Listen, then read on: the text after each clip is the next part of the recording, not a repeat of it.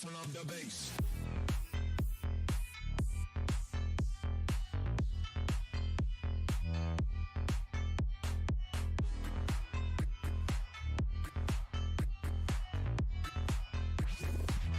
They love it when I turn up the bass.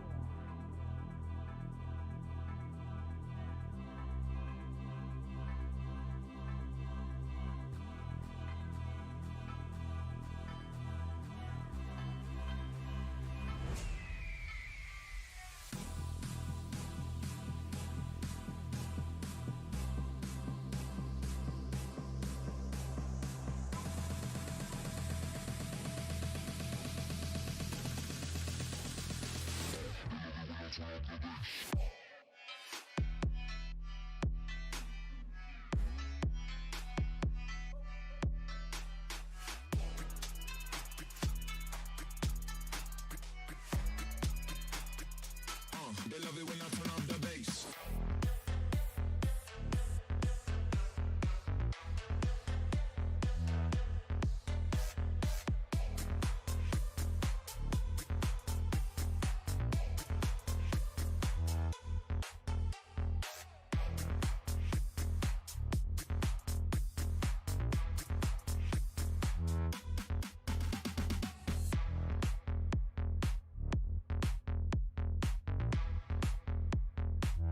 They love it when I turn up the bass.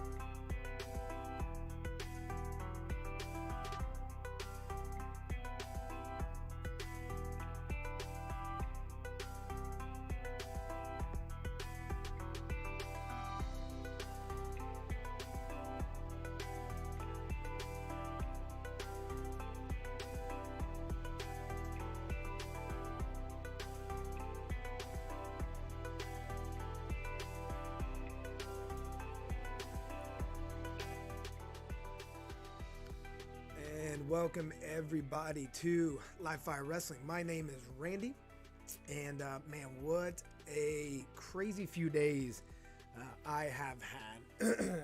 If you can hear from my voice, the bug has got me starting last night, and then some technical difficulties. If you've been following me on my social medias and my last stream I did on Monday for BTE. It's been a trying time this Christmas season. So as we get into all this, I'll let you kind of know in some of my life of what's been going on. But I appreciate everybody being here. It's going to be a great night. Anytime that we get these kind of special shows with AEW being Holiday Bash tonight, you know, the likes of A Winter Is Coming, A Fight for the Fallen, something like that. We know we're in for a treat, so I can't wait to talk to you all about some of these things.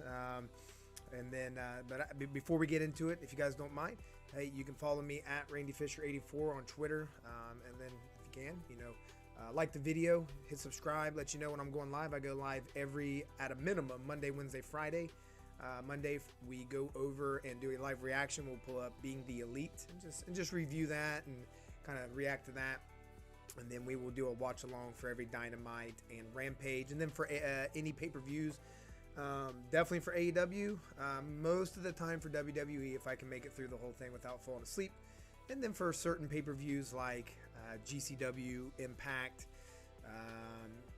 New Japan as they get ready to come up with their was it the G1 I think coming up pretty soon. So we live stream some of those. Yeah, I'm getting going for those. But as we switch over here. Hey, so again, thanks everybody for being here. Yeah, so starting Monday, and I've said this tons of times, this world of streaming, this world of computers and hooking all this up and all this software, like this isn't something that comes natural to me, right? This is something I've had to spend hours of YouTube videos, calling buddies who are smart on these things, having them come over, show me these things, and trial by error. So I tried to get fancy Sunday, Monday, and try to set up a Twitch and start doing everything over there. So if you know anything about streaming, you got to link and embed all these things, and so I started doing that. Couldn't really figure it out, and I didn't want to get too far before I felt like I was going to do something bad and kind of negate everything I've already done. So I stopped that. Went to go do my Being the Elite stream, and then like nothing would work. Settings were off. It wouldn't start. Everything's crazy. So even now, what I have to do is on my streaming software, I have to log out, log in, because I had set this up yesterday for this stream right now as a future event. So on my calendar to go start it, and nothing was there. All my streams were gone. So, and that was like seconds before I was going to hit go live. So I had to log out, log back in, and everything shows back up, and everything's different, right? So I am not, I'm a very patient person. Military has had instilled that into me. But when it comes to electronics, man, I fly off the cuff for the littlest thing, because my argument is, if decades ago we could put humans on the moon, depending on your conspiracy theory level, if we can do that, like, it should be too easy to push a couple buttons, be able to stream to the internet that's been around for decades, right? So when electronics don't work the way they should and things just happen, like, I don't have the patience for that. And that's probably only one of that's probably the only thing that really just sets me off. But I think I'm to the point where I think we're good. Next, so we'll be here this Friday for Rampage, which I'm really looking for. I'm almost looking more forward to Friday than tonight, to be honest. And we'll review that come Friday, but I'm very interested in what's going to go on with Cody and Sammy Guevara. I think that's got some, like, in a good way, some like cringe, like, oh man, is Cody really going to give himself that belt? And I'm a Cody cheerer, right? I cheer Cody. I like Cody, but I'm wondering if he's going to give himself that belt just to really intensify his, people booing him. And then we get Hook, right? They're sending Hook again, right? So that's going to be awesome.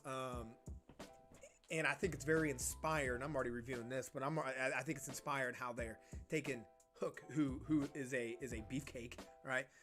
But not the biggest of dude, going against Bear Bronson, I think it's a Bear Bronson, who is a very, very large man. So I think they are going to have some pretty inspired spots and things they're going to do with that dynamic. So I'm just really looking forward to that. But yeah, last night I went to bed. Really, I went to the gym yesterday and crushed it. And then, like, later on that evening, I was like, man, I'm feeling more sore than I should be. And then I got to bed last night, started doing the chills and everything, fever dreams all night. And I've probably taken 3 naps a day and everything. So I'm feeling better now. I think it's just a little 24-hour bug. I feel good, no fever. I've just stayed up in the bedroom all day today playing some Red Dead Redemption and catching up on some YouTube videos and whatnot. Just kind of staying away from the family, and luckily I got a killer wife that just crushes it and can do without me. So, but yeah. So hopefully we can pass that. Next Wednesday, I will not be here. I will be at AEW Dynamite in Jacksonville. So what I love about these shows is I get to see what I get to see next week. So I know Tony Khan said that there's going to be a lot of surprises tonight. Take that for what it's worth, right? Tony has made some announcements in the past, and I think a lot of times it's our fault, where we've got all this social media, we got the news, we know everything that's kind of going on in the wrestling world if you're following that stuff on Twitter or whatnot, or subscribe to anything like Fightful or Observer, like Dave Meltzer and them. But I know I'm really bad at, like, I fantasy book for myself. I know that person's contract, or, I can't tell you how many times I've said, oh, here comes the Briscoes, oh, here comes the Briscoes, oh, here comes the Briscoes, all lights go out last week, here comes the Briscoes. No, it was Sting and Darby, right? So we've kind of I've let myself down with how I think something's going to go, and it's not that. I think the biggest one that we can all remember was this huge announcement that Paul White, the Big Show, had made when he first came on, of a debut, and it was Christian. Christian has been great in everything that he's done. I think he has, when we look back at everything he's done within AEW, I think he's perfectly been in line with everything he should be doing.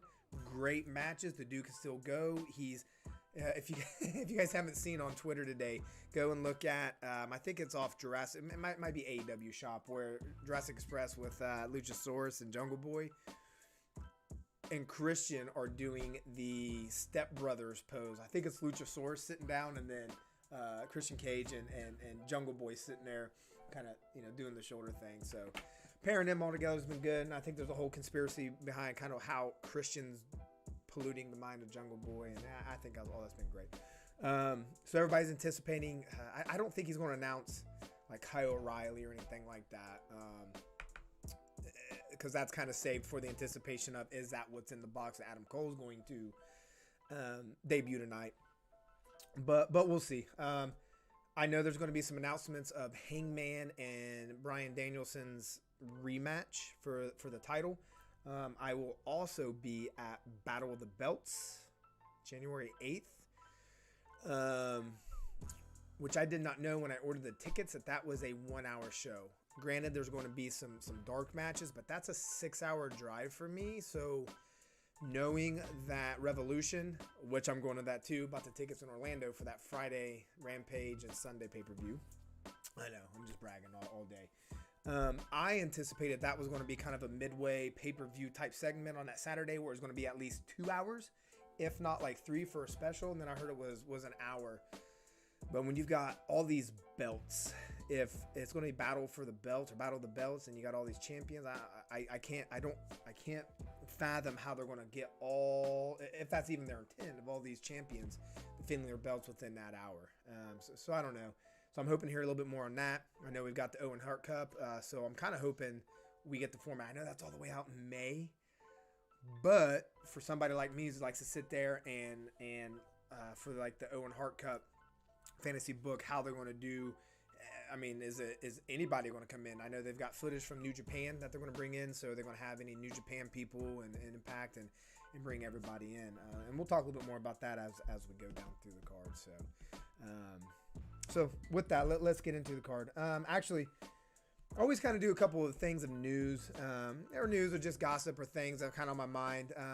And I really only do it for Wednesday, not so much on Friday, because that show comes on at 10, and then I just don't want to sit there for an hour at 9 o'clock to go through all that. So I'd like to hit some of the main things. One thing I was going to talk about was the Sammy and the Sammy situation, but I think I'm not, right? I'll just say I'm the type of person that, like, stay in your lane. Nobody knows what's going on with that. And it's just a sad situation.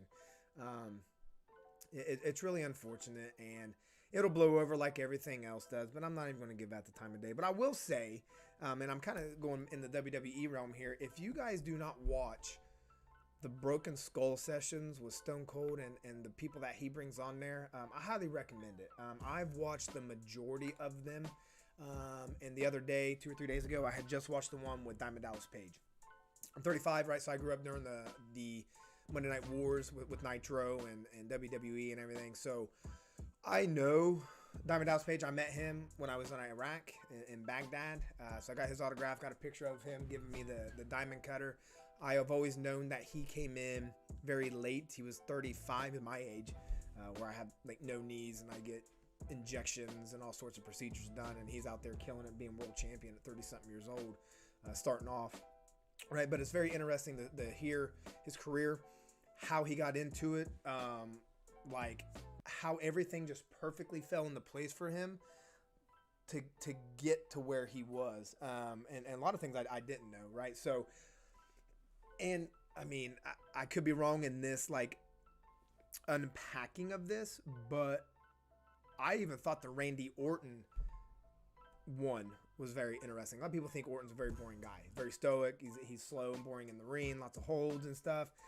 But even him, so when Stone Cold can make that interview and that session very good with Orton, you know, they're all really good. So if you guys aren't watching those, they're anywhere between 45 minutes and like 2 hours at times, depending on who it is.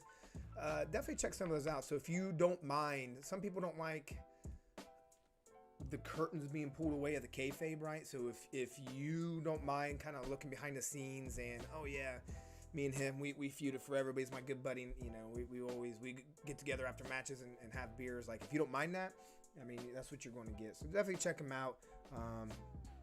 And they are really good shows. I'm taking lots of drinks here because I said I'm getting over this.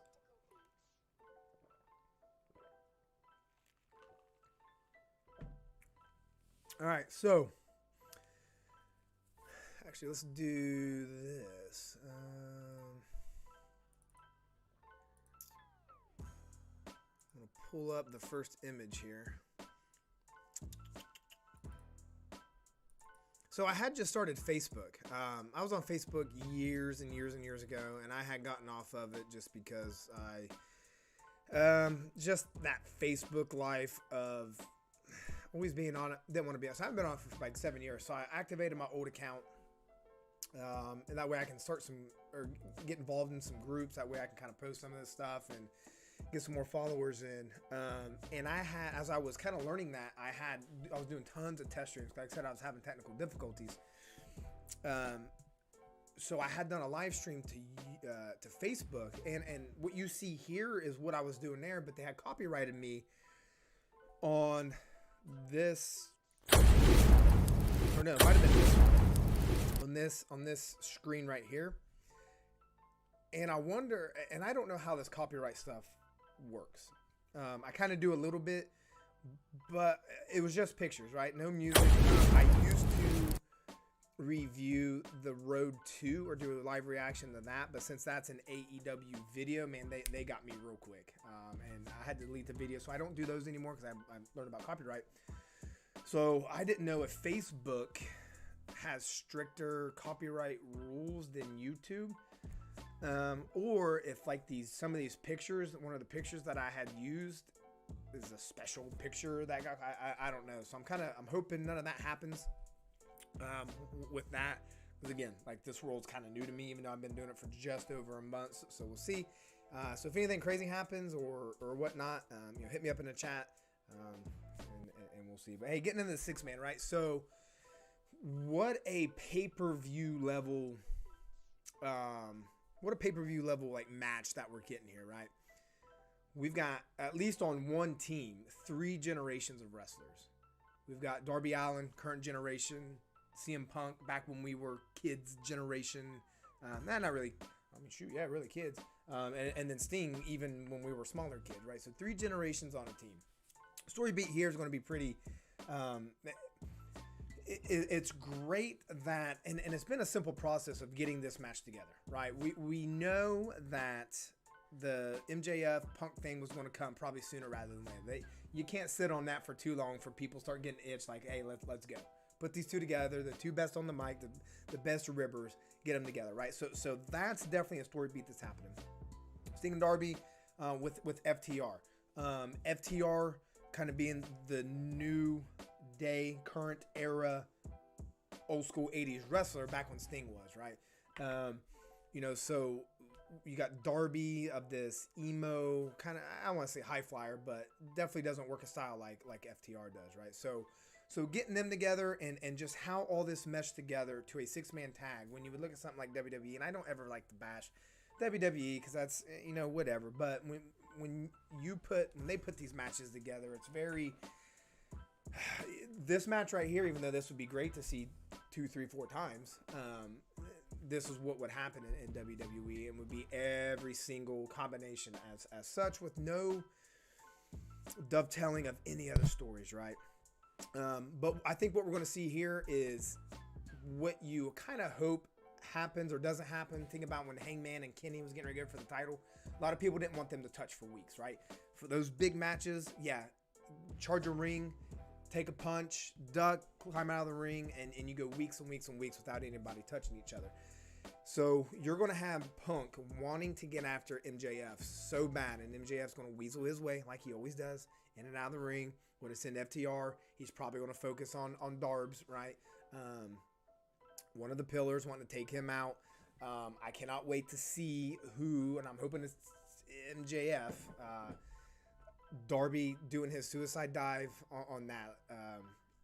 That's always for a Darby match. I think everything that what everybody looks for is who's taking the dive. Punk said he didn't ever want to take the dive, and I think he ended up taking a dive on that first match. But yeah,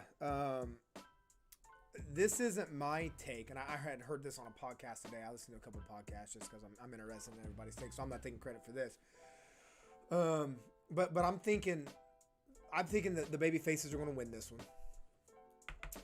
And the take that I heard, and I think it's very interesting, is MJF had done the labors of Jericho because Jericho wanted MJF so bad. So it provides drama, anticipation, all these just wild combinations of things you can do.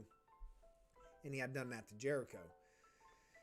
If the faces win this, and whether it's one of the FTR or MJF takes a pin, I don't think it's going to be MJF. The dude ain't going to take a pin for a long time. MJF is going to want to get at Punk. Maybe Punk does a beatdown as a babyface. I don't know. But MJF's going to be so enraged that he wants a piece of Punk to just put him down. He wants to be the one to end. Oh, you went away for 7 years. I'm going to put you away. I'm going to retire you. But Punk says, oh, you want a piece of me? Well, first, you're going to have to do this, this, and this. And then MJF going to be as cocky as he is, saying, yeah, I'll take on anything you throw at me. It's only going to make me better and stronger. Whatever doesn't kill me is going to make me stronger. And when I come at you, I'm going to kill you, right? I thought that was a pretty good take. I'm hoping and again, fantasy booking, right? And if we don't get that, we can't be disappointed. I can't be disappointed. You might not like that, but I can't be disappointed. So I think this is going to go on for a while. Sting is in the historic Greensboro Coliseum, whatever it was. I think when he won the title against Flair, or at least kind of started his career. So this is a big deal for Sting. So I think that hot tag for Sting, I think is going to get featured a lot. The dude's probably going to do a 630 splash off the top rope, do something wild. Probably going to do a Panama Sunrise through 3 tables and whatnot. Say that jokingly, but he's probably going to take a chair shot and no sell. He's probably going to get put through a table, no sell. And that's awesome. I'm fine with that. I'm hoping tonight, though, right? If the faces, it don't matter who wins for this part, but man, I'm itching for the Briscoes. I know the Briscoes got. Do they got a tag match coming up for the titles at GCW for the Ring of Honor titles? I can't remember. I only follow enough of GCW when on Twitter, and I'll watch their pay-per-views if there's no football on, nothing playing with the family, kids are gone and out of the house, spending a night somewhere, and just a night, then I'll get a GCW pay-per-view. But man, I'm itching for the Briscoes. I had never seen the Briscoes until only a few months ago, watching a GCW pay-per-view. And they didn't even wrestle. They just came out, and I forget who they kind of squared up against. And then I have watched Ring of Honor's Final Battle. And that was the first match I've ever seen of the Briscoes. Just looking, and I watched some of their Twitter stuff, social media stuff that they have been doing back and forth with FTR. So they are very captivating to look at. They're very unique and different.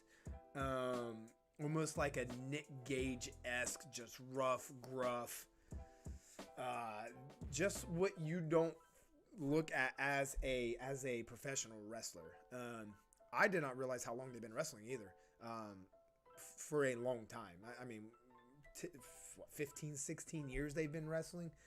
And it tells, like they are really good wrestlers. I just kind of always thought when I first saw them that they were just some redneck dudes that, I don't know, just kind of brawled a little bit, but the guys can go. So I'm really itching to get those guys in here to kind of start that feud.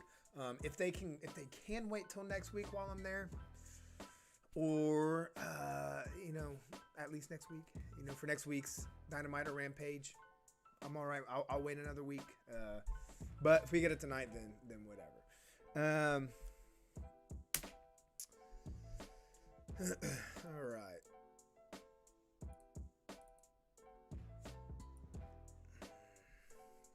Next, boom. Adam Cole and Orange Cassidy. What a unique, bold, not bold booking. Just unique and creative, right? So, a lot of takes, and people have been criticizing this Adam Cole run because he has not come in and went right for any title. Okay? Gosh, what was the comparison somebody did? I think it was Danielson. Was it Danielson who came back? Who came back from his neck injury and didn't immediately go into it. This and stuff with Rowan. I think it was him, right? But anyways, right? So you can't have everybody at the top, man. And I think it's been brilliant with Adam Cole. Call it mid-card if you want. That's fine. You got to give the man something to do. And call it, give him the Adam Cole rub, whatever. Again, not my take, but one thing that somebody had pitched of why this is even a thing. One, you get the macro, the bigger picture of best friends and the elite feuding, and then the micro feuds with this right here. Adam Cole has a great face. The dude, if you watch when the Bucks do the kiss, or if you watch BTE and just the way he is so disgusted with John Silver and Alex Reynolds, or when they had kissed Cole on the cheek because he thought it was the Bucks, he has great facial expressions. Who better than to get those out of him than to pair him with Orange Cassidy, who is a slacker, should not even be a pro wrestler, shouldn't even be in the same ring or caliber as Adam Cole, when this guy who is just a slob, right? Just lazy and can out wrestle Cole at times, and Cole gets frustrated and lets that out, man. You get a lot of those expressions, right? And you see a side of Cole that is different than just how good of a wrestler he is. And I think that's a pretty inspired thing as well, to kind of pull that out. So the facial expressions and that is a take. I thought that was pretty cool. If you watch like the Control Center, Tony Schiavone always does the Control Center, which is basically, it's kind of like a news segment. Comes out, man, when they come out, was it yesterday, day before yesterday? They had Jim Crockett on there the other day. And they had shown a promo after their match last week of the Bucks and Adam Cole, and the promo that Cole had cut on Orange Cassidy, which I don't think aired on Dynamite. On my notes, as I was sitting there writing my notes, I was like, Cole's going to kill him. Cole's going to kill him. So, and that was just coming from the fiery, just mad, right? And with that thought, on a podcast today, somebody had talked about how they just hope that Cole just gets some color on Orange Cassidy, right? Just kills him. And I kind of assumed that as well. And I got that from that promo. I don't know if this person had seen that, or that's just more of Cole just finally can't take it and just going to get rid of this guy and concerto him or whatever. But if you haven't seen it, go back later and check that out. He's pretty ticked off, right? I think Cole's going to win this. And it's kind of like, who's going to take the first loss? Cole, Punk, or Danielson? I think it should be Hook. Everybody thinks it should be Hook. Hook should beat them all. Hook should beat them all. Why not?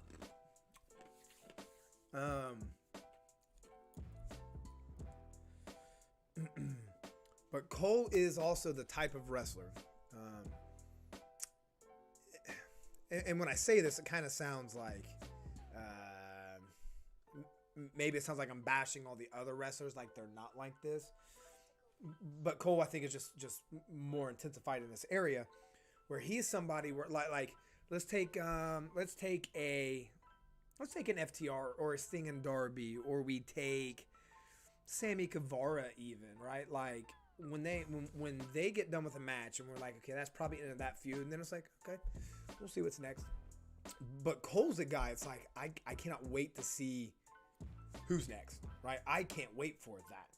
I can't wait to see who they're going to pair him up against next and start another one. While everybody else, I'm not saying I don't, I can't wait, but it's more of an anticipation with Cole. So I don't know if he'll be straight into the title picture after this, and if he's not, nobody should freak out. His time's going to come.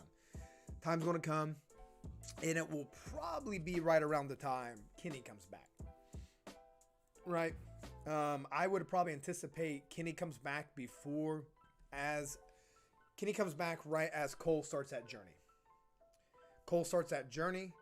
Cole's getting ready to be the top guy. And if you're the top guy of the company, you should definitely be the top guy of your group.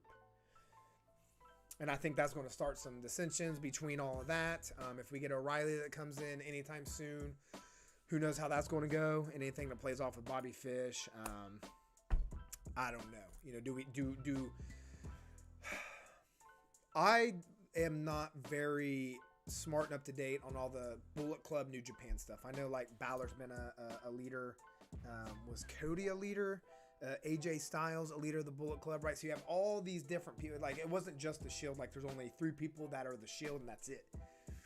But I think the Bullet Club had so many different people that could be in that. And as we even see now, with like Jay White in it, and they had, was it Chris Bay from Impact that just got put in there.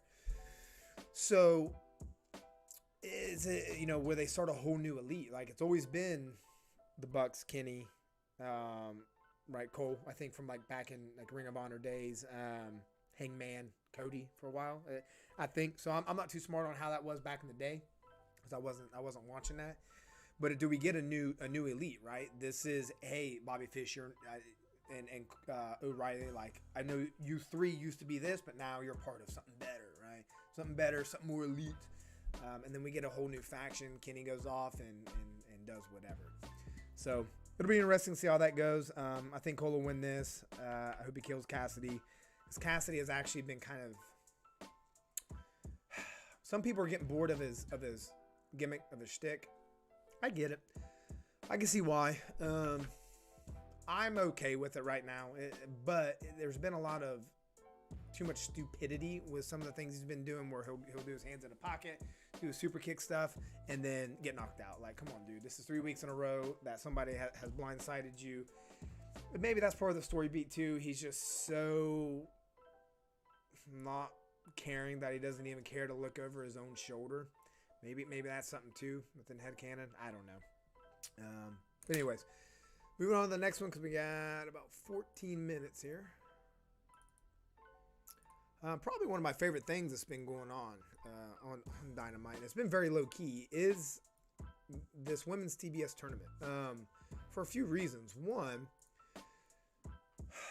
I'm a very patient wrestling fan. That's why I still watch WWE, even though I get bored of it. A lot of times I can't finish it. I still watch it just because I'm still interested in it, right? Because I'm very patient, optimistic, all those things. And I know there's probably people in here just like cussing me out and whatnot, but that's okay. I've been very patient with the women's division. A lot of people for a long time ago had been impatient well before me. I am now impatient with the women's division. The only thing that's been good with this is this tournament. Anything with Baker, obviously, and even then, there's been some segments that hasn't really hit a home run. Anything with Serena Deeb, right? Anything with Serena Deeb. But this tournament has been great because the pacing's been awesome. Been tons of matches. With the buys and the story beat of Soho being the only one left that did not get a first round bye as Nyla Rose did. The combination of matches that's happening. I think the other match between Cargill and Thunder Rosa is even more interesting than this because you got Thunder Rosa's like, do you beat Thunder Rosa? But Jade Cargill is undefeated, so yeah, like it makes sense that the undefeated person that they're like this candle that they're kind of protecting and just building up could and should, I guess. Can Cargill do a big match like that with Thunder Rosa? She has not had a featured match yet. Been some pretty good squashes. I think maybe her longest one was Red Velvet, maybe, and that was probably only a 5-6 minute match. So I could argue each way, right? So if Cargill wins, but then you beat Thunder Rosa, which Thunder Rosa should probably be pretty soon up in the title picture, but would you put her for Britt because you just got beat for that tournament? But if Thunder Rosa wins, then you've just kind of killed everything you've built with Jade Cargill. And if Cargill beats Thunder Rosa, let her go with that title for a while, then you build somebody like a Tay Conti or an Anna Jay to beat an undefeated person for that title, right? So I think they've booked it quite well. It really doesn't matter. People's going to be upset if Thunder Rosa loses, but there's nothing wrong with that because people lose. An undefeated person who looks like Jade Cargill who beats Thunder Rosa, that is okay. That is okay, and we'll see what goes on from there. So that's that piece. But looking at this right here, Nyla Rose, like for a long time, I was bored by her, but she's been pretty funny lately, right? Her little surprise phrase that she had said a couple of weeks ago coming out when she attacked. Gosh, I forget who it was. Maybe so. Right, but they've done pretty good, like booking her as a monster, always in a title picture, always at the top of something. So this really suspends any doubt of like who's going to win, right? When you can sit there and be like, I don't know who's going to win. I don't know who's going to win. That's good. That is good booking. And right, and it's okay if the obvious is like this person is definitely going to win. Like Punk was definitely going to beat Darby, right? And that's okay. The obvious is okay.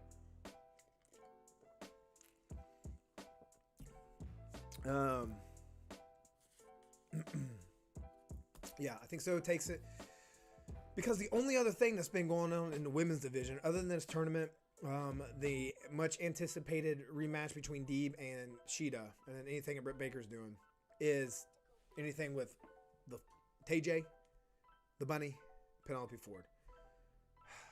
The submission match last week, cool, good. It didn't go as long, so that is a good thing. They didn't try to take it forever. And TJ should have won that pretty quick. Is she a black belt in jiu-jitsu? I got some bats on my door. Yeah, so that should have went the way it did. But I think Soho takes this. I do not know who's going to win the next one. Who's going to be in the finals. We'll talk about that when that time comes because we got 10 minutes left and we got a few more things we need to talk about before we get into this. I think the most interesting one coming up, and I think with that kind of segment, you kind of figure out what that's going to be is this right here. Malakai Black versus Griff Garrison. With them introducing what we're all guessing is Brody King. And if you don't know who Brody King is, just Googling. He is a Malakai Black-esque bigger dude, not fat by any means, just like 6'7", huge, tatted up, kind of has that goth aura about him, right? So kind of bringing that into the picture, and watching that vignette of basically people's been saying a baptism by the spray, right? Spit that in King's face, who was thinking it's King. He puked it back up, and now he's within the House of Black. So is all of that what we didn't know was him trying to baptize people in, if they accept it going through the ceremony, the story beat of a high school jock, right? defending the honor of Julia Hart. And then the much smarter buddy who's like, hey, bro, let's not go fight this. We're freshmen, and that dude's a senior. Captain of the wrestling team. We probably shouldn't go head in first on this. Griff, being the dumb jock full of testosterone, ain't going to hear that, right? So this match, I think, is going to be what it is. It's good that they're giving Garrison a featured match with Black like this and trusting him with that. But I don't think like this is where we need to hang our hat. I think the destination at the end is going to kind of be where it's at. I'm kind of people have talked about Layla Hirsch being the female in Team Taz. Daniel Bryan had mentioned he would like to start a stable. I have pitched, I don't care who the other person is, one person in that stable should be Serena Deeb, right? There aren't very many, like, 3 people or more stables that have a female in them. So it would be kind of neat to see as Black and King go through. We'll probably get Pillman in the next week or two fighting one of them, whether it's Malakai Black or Brody King. Probably end up in a tag match. And then what I'm hoping happens is something happens. And I don't, as I thought through this in my head earlier as I was writing these notes, like, I don't mean like Alexa Bliss-esque fiend stuff, right? But nothing magical, nothing like that. Just something captivates her to just go to the side, right? She has accepted the baptism, and whatever it may be. I don't know. AEW is smarter than me in booking that stuff, but I'm yearning for a female, especially a heel, kind of go that way. I was nervous when they were turning Britt Baker heel. I remember her first promo as a heel. I think she came out to talk to Tony Schiavone. I think she was all civilian clothes, had a Starbucks cup, and it really seemed like she was not nervous. It just didn't seem right. We all knew that they were pushing her as the baby face. So to see that, I was like, I don't know if I'm going to like this. But we see where we're at now, right? Because AEW is great with those things. So to see Julia Hart kind of go over that way and take this 20-year-old, cute little blonde who's been with these varsity blonde group, and then to just go pretty much 180 night and day to this whole other faction, and just have her, almost like a Scarlett Boudreaux type. She wasn't ever like, well, I know they did the Fire book, and I forget who they lit on fire, right? But put all that aside, that's what I'd like to see with that. But I think the destination and the end state to where we get to is what this is all going to be about, and I'm intrigued. So good job on that. Man, all right, I'm going to pretty much blow through these next few.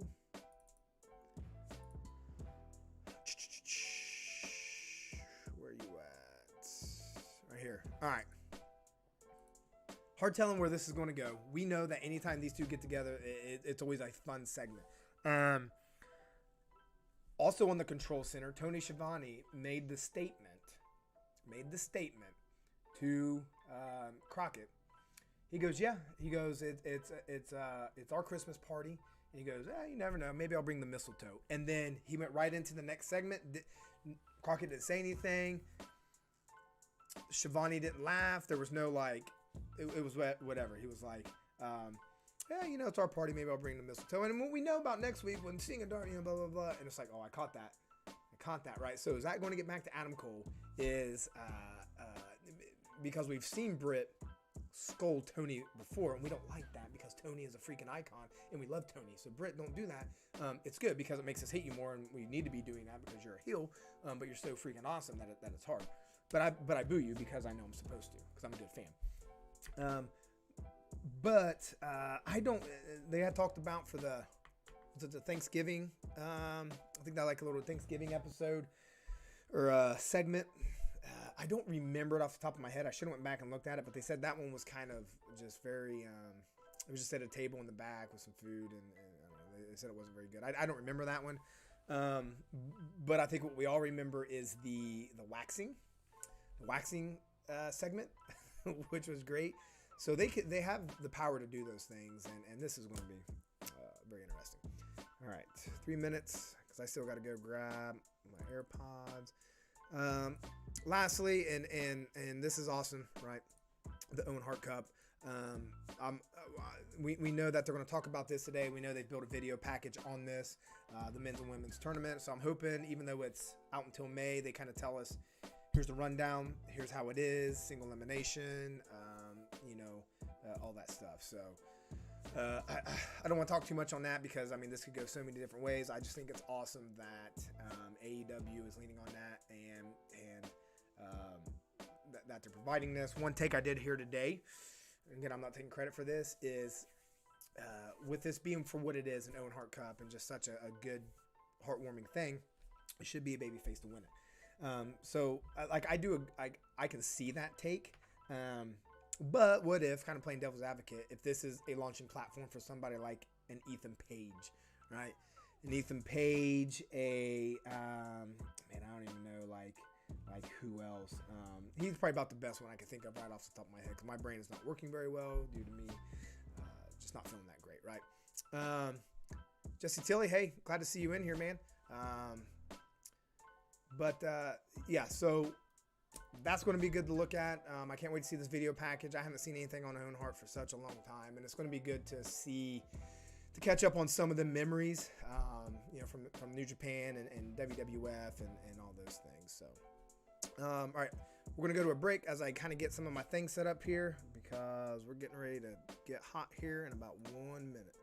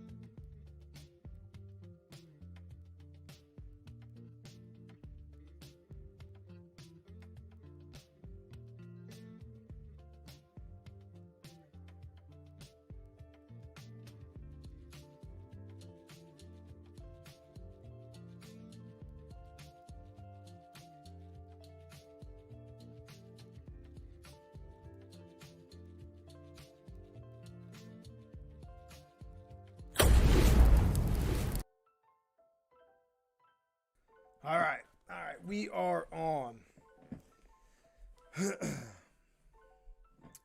I'm gonna keep the music on until it starts here. Or actually, we'll take it off here. All right. Just so you know, the stream is about 7 seconds behind.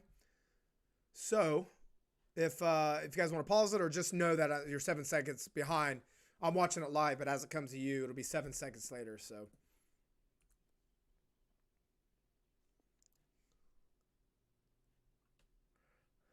hey, what's up, Tyler? River?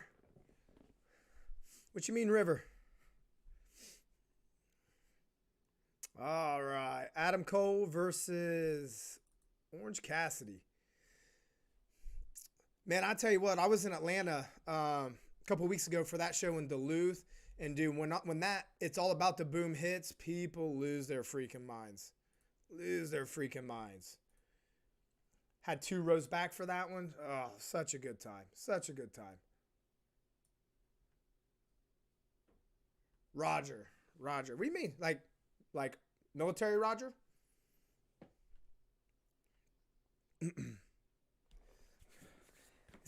He's not wearing the pink today. I figured he'd wear the pink. Oh, Tyler. Man, what's up, dude? Holly told me you had a channel. I'm losing my mind. Man, hey, like, share, subscribe, hit that bell notification, man. What's up? Make sure you get on TNT right now and watch some wrestling, dude. Get back into it. Get back into it, man. And if you know any other nerds like me who watch this, make sure you let them know.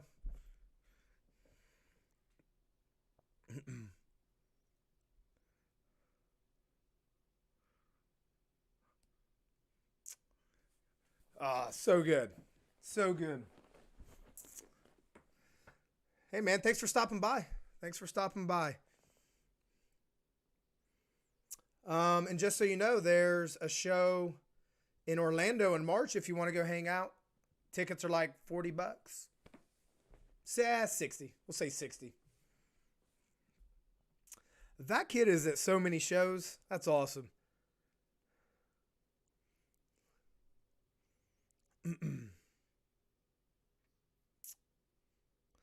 It's interesting that nobody came out with them. Elite didn't come out. Best Friends didn't come out. Oh, dude, I'm so pumped for next week.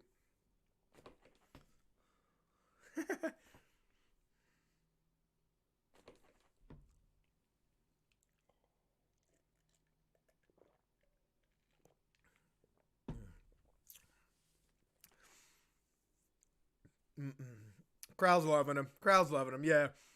Yeah, his gimmick's definitely not dead. I hope he does like Orange Cassidy, baby. See, that's what I was talking about was Cole's facial expressions. That's an awesome sign. Greensboro is all elite. But oh man, Cole just looks so focused and angry. Oh, dude, I cannot wait to go to this next week. Pumped. If you see me looking at my phone, I'm just getting Twitter takes.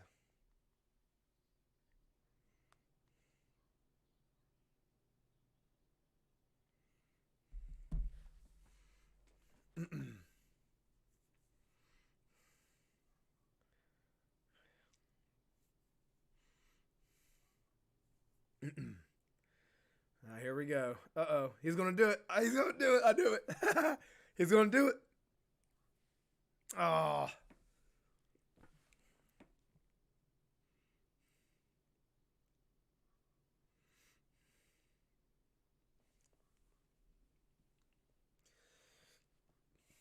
Uh-oh.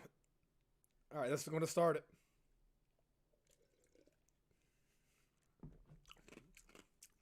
I wanted him to go back and Orange Cassidy. Oh.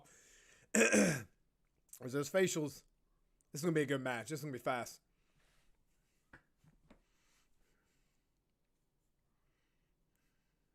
Oh, did he just kiss him? Watch out, Bryce.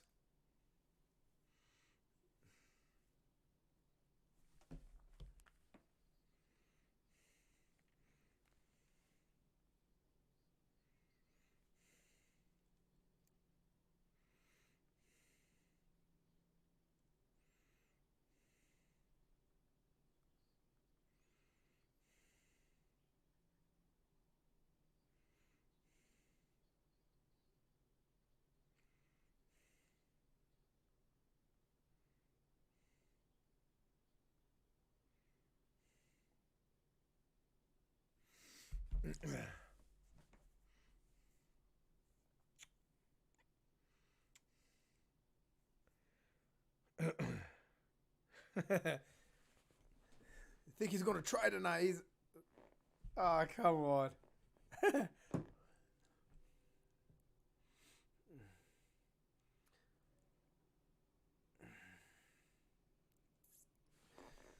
Yeah, it's definitely a huge match.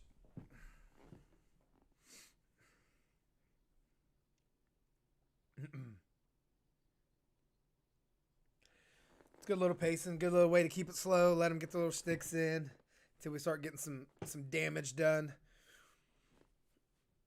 I'm kind of expecting a little a brawl since Best Friends didn't come out, the Elite didn't come out. Elite's going to try to come out and cheat for Cole. Best Friends to come out and clear him out.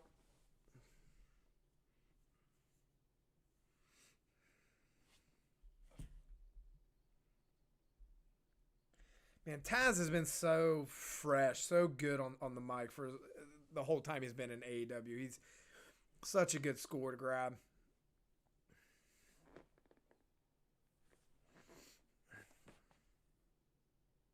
Oh, shoot, that's right. Rampage is Saturday at 9. That's right. I got it on my calendar. I forgot all about that. We'll be here Saturday then. We'll be here Saturday at probably around 8:30. 8:30. This is a good wrestling match. Like, get some of the funny stuff out of the way first, and let's let these guys wrestle.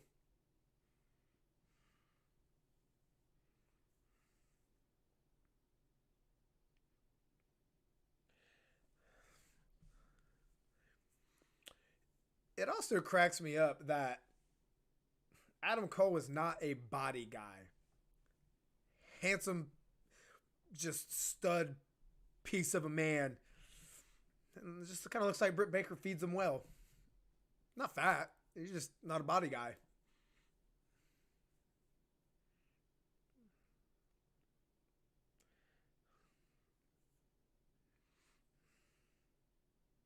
Backslide. Nope. That's a good pin.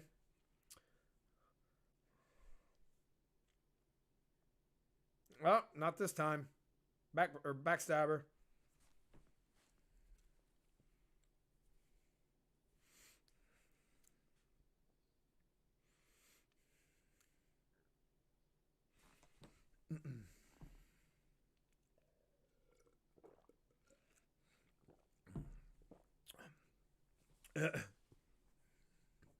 Freshly squeezed. Freshly squeezed.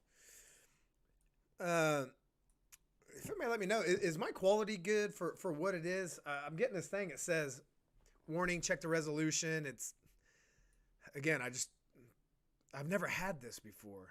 Suggestion. Oh, it says.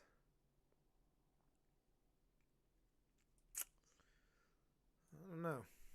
Oh, well.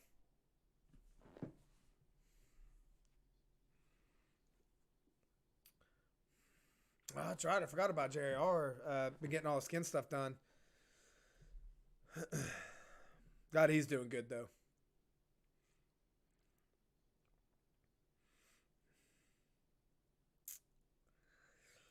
Gosh, I couldn't imagine wrestling like the way I feel right now. Ugh. I couldn't imagine wrestling anyways. These dudes are in just such phenomenal shape. Gosh.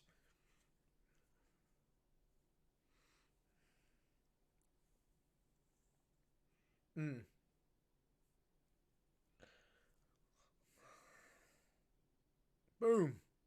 Good crossbody.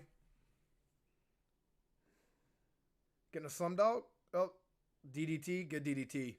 Good DDT. This is a good technical match. Orange Cassidy doing a lot of who am I to critique as wrestling, right? But good things, like I even noticed holding the wrist for that backslide. Here they come. All right, here they come. Getting that hate. That's good. I like the white pants. I couldn't pull it off. Oh, suck a Cutler. You can't touch them, Bucks. I figured there they come.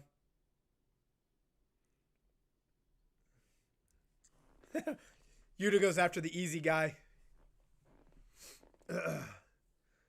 Oh.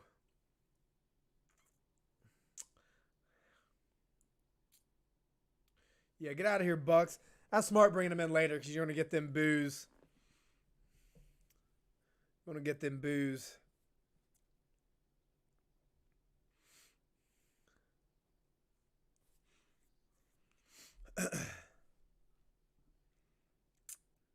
Oh, dude, he's going to bash his knee up against his step.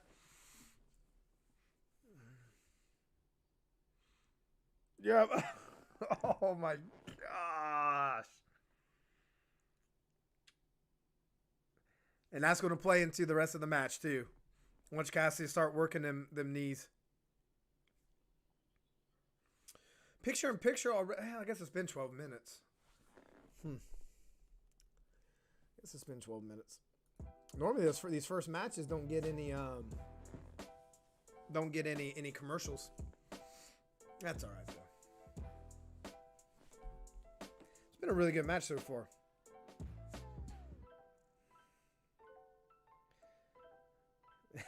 Tony is always on Adam Cole's case about his greasy hair. Since I've been doing these streams, I miss a lot of commentating stuff because I'm just focused on. Oh, Wardlow in action tonight. Nice. That's going to be a kill.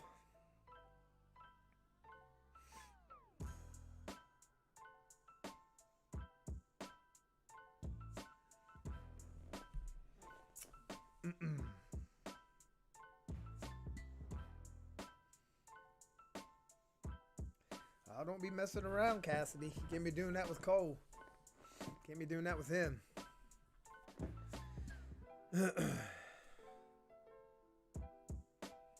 One of my favorite spots with Orange Cassidy.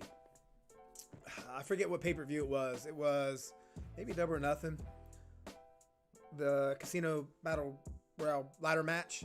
I think it was the one where Brian Cage debuted. Orange Cassidy comes out and goes to the table and goes, "What's the rules? I don't even know how to do this." So Tony Schiavone and all them out like, "Well, here's you got to climb it and get that thing." So he walks down.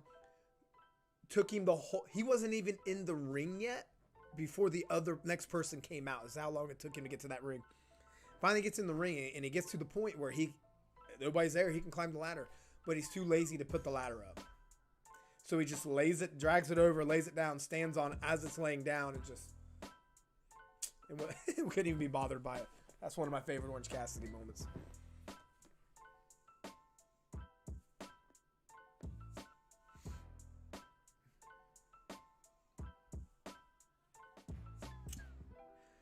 Trying to get those hands back in the pocket.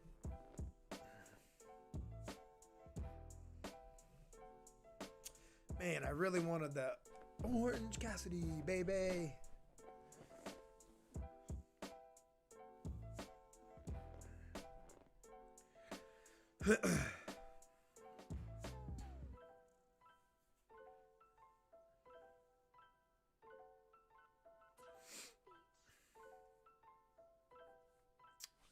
Let's see here.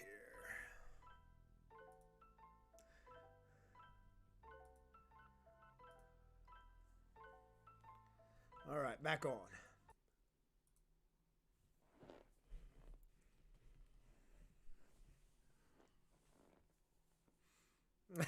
There he goes. It's just going to make Cole that much more mad. And until I get the Adam Cole shirt, I'll keep saying it so y'all know my pain. At the Atlanta show, I bought for $25 an Adam Cole shirt. Left it in the stadium. Left it in the bag right under the chair. Yep. I'll buy another one though. Good. Oh.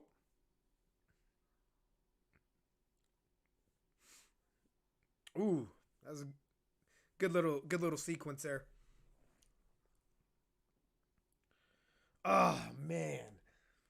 Gosh, that looks good. That's good selling to hold the area in which was hurt during the pin instead of taking the pin and then holding it. That kind of made me nervous a little bit.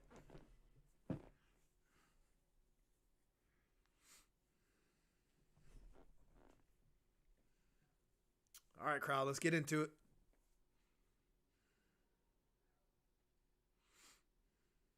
Oh, man, that sounded good.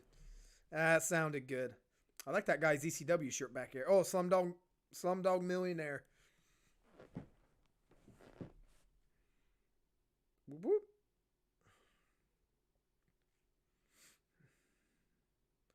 Oh, that DDT was nice. No. Oh, man.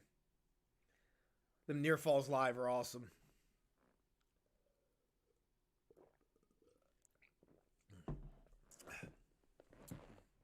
There we go.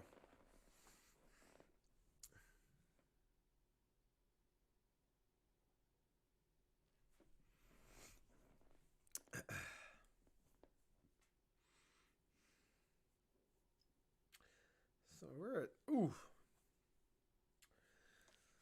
This is going to be a 20-minute match. This is good. I'm so glad Wardlow is wrestling tonight. That's good. They're pushing him hard. Had a conversation with a guy on Twitter today. I had retweeted about the show in Cleveland, January 26th, maybe. That I was like, just saying, that's where Gargano's from. And somebody said that's where Wardlow's from too. So hey, could that be where Wardlow turns? Turn face in your hometown? Yeah.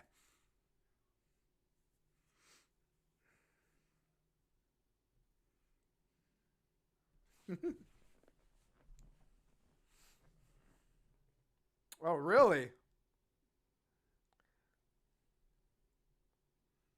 Ooh. Cassidy has such good pins. I mean, he puts all his weight into that.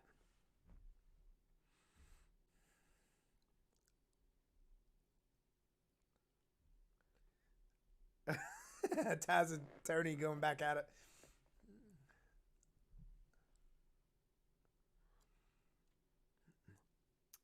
Is he going to do his dive where he just falls?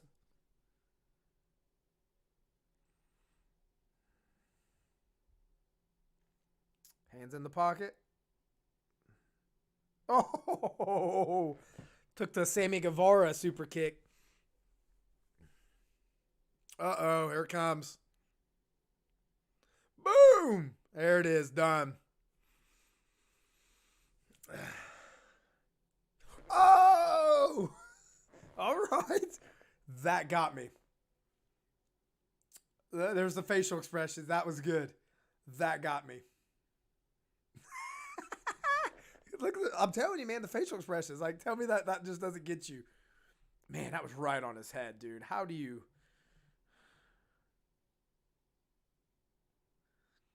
That was good. That was good.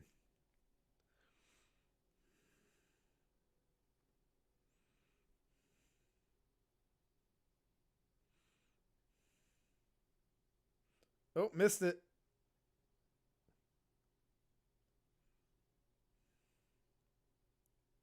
Ooh, that one got me too.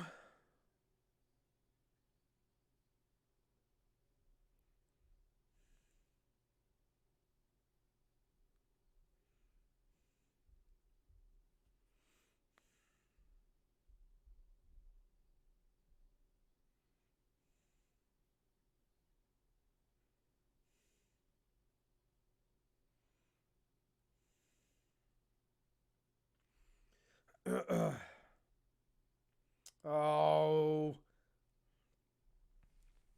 Come on. What's that Kyle O'Reilly sign back there?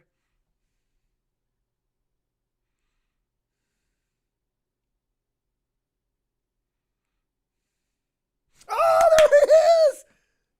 Oh!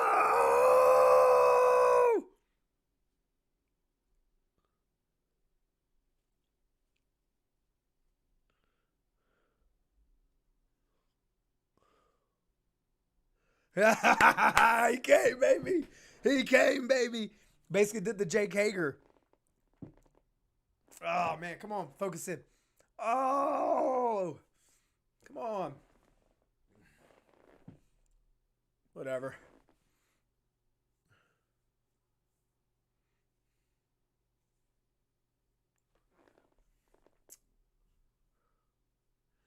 Is my stream even going?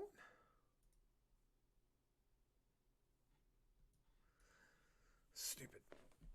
Uh-oh.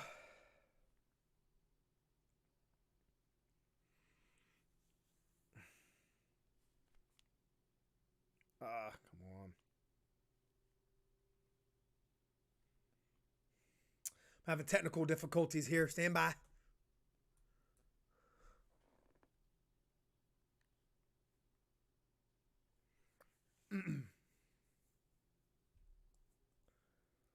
Oh.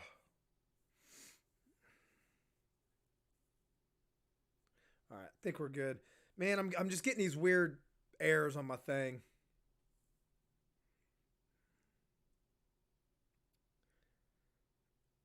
Kyle O'Reilly and just being mean.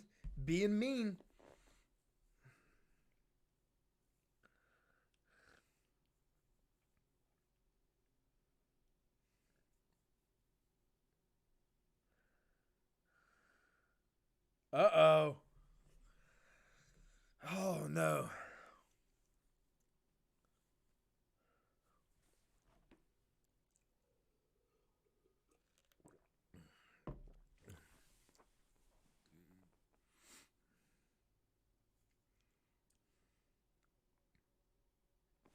What's going to happen?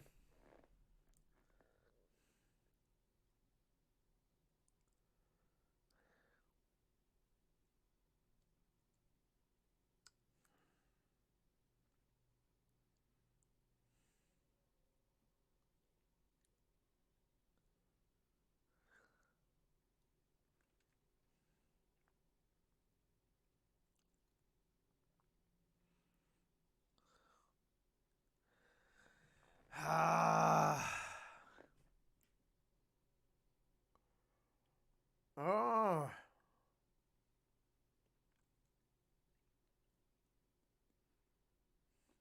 Dude, is this really what's going on? Is that what's really going on? Oh, that's wild, man. Is this a Young Bucks face turn? Is this a Young Bucks face turn? Oh man. Yeah, is that a Young Bucks face turn? And they're man, and we won't know for a while, man. They're good with these long burns on these things. Yeah, those. And you don't really go wrong with doing the behind the person. You slowly come up and the camera catches you. Yeah, that got me. That was good. Yeah, so sometimes on my stream, I'm getting a thing, and I've never had this, so I started having these freaking issues about the stream resolution, right? So ever since my settings got redone, I'm getting these things saying, warning, it's not the best, you should change it, which I don't know how to do that. And then it'll say no data. So then I start tripping out, and I'm like, man, is the stream not happening during that? Because I got great internet. It just makes me mad. If anybody out there is smarter than me and knows how to do that, it'd be awesome. So status, stream, warning.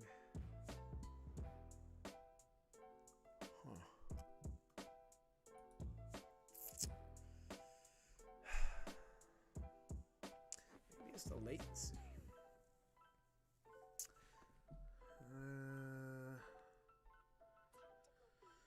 Maybe I gotta redo the latency.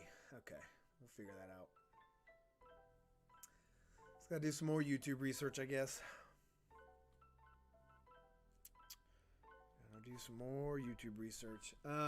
Yeah, so that was good. They didn't do anything crazy, and it's definitely what everybody probably assumed it was going to be. Right, it was going to be Cole in the middle. Which way they're going to go? I kind of figured they wouldn't leave it in such a way to where you could guess which way or the other. But the fact that he walked out with his boys, that's something. So that's something. I don't know. I bet we'll see another segment later. We'll see it backstage. We'll see something in the locker room. I bet we'll see something with that. And what plays off with that. That's my guess. Hey, just a reminder for everybody. If you're here, if you don't mind, hey, like I said, we're here every Monday, Wednesday, Friday. Or Saturday for next week for Rampage. I won't be here next Wednesday because I'll be at the show. But you can follow me on Twitter. Hit me up there. Always on there. Checking in on the news and love chatting about wrestling and everything. And then if you don't mind, like and subscribe to the channel. And hang out, start a community here, and bring some more people in. And then also I'm on Facebook, and I really just use that platform just to, if you don't do Twitter, you can follow me on Facebook as well, where I post my streams.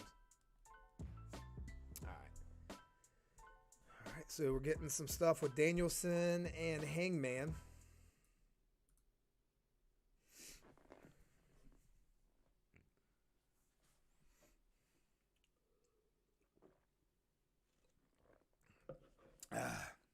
Doing the 1 hour recap. I wonder if they'll talk about where they're going to do the rematch.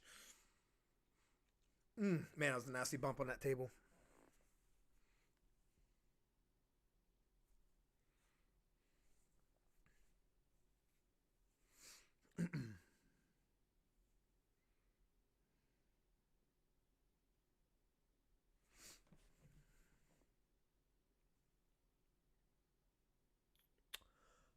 Okay.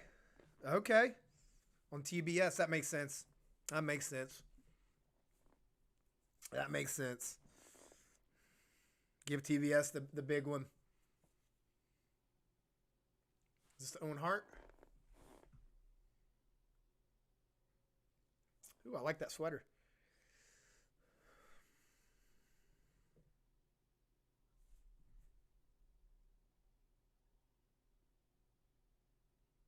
Mm.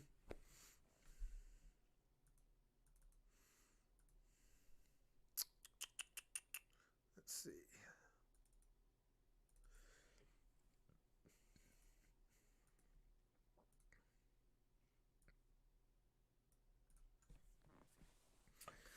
Oh, Hangman.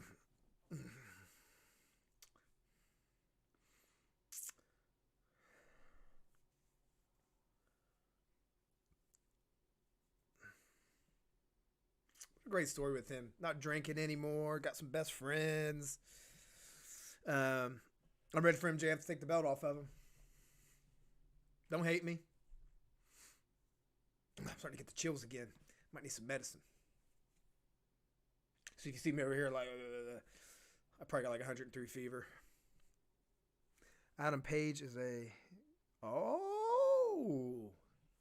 talking some crap.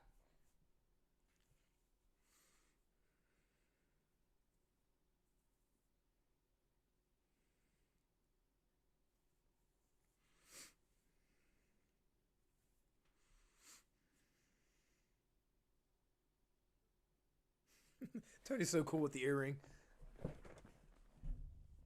This is gonna be a good promo. Gonna be good. Gonna be good. What a beautiful belt too. Am I wearing the? No, I'm not wearing it.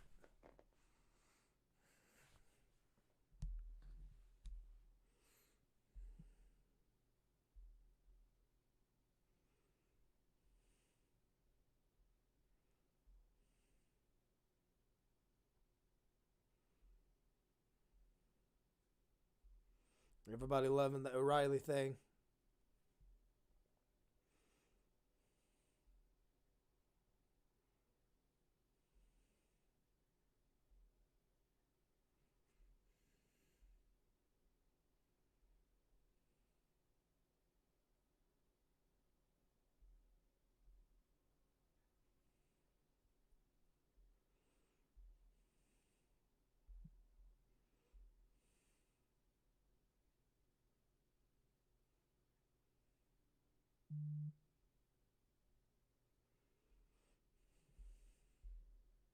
Oh, all right, here he comes.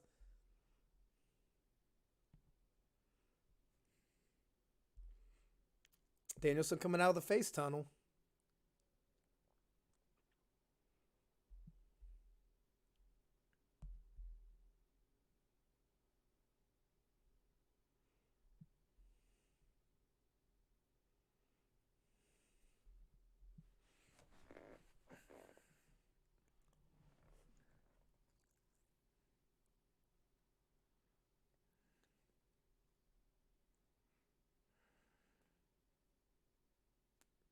That's a good point. How can you be disappointed? Danielson's so good. He's making me feel bad.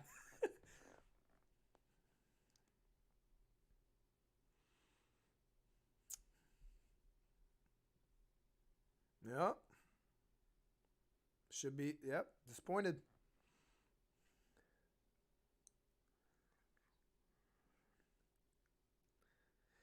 Yeah, if that went to a card, judge's finish, Danielson definitely would have walked away with that.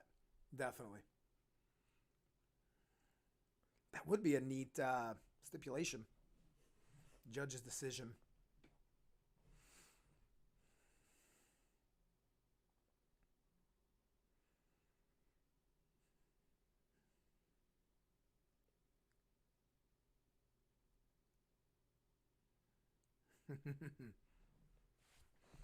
I have a booking angle if Danielson wins too. How I think that should go.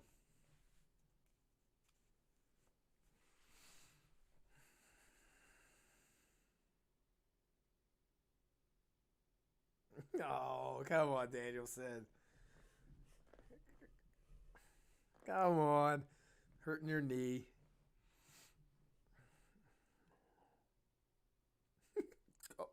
What are you doing, Danielson? Come out the other tunnel.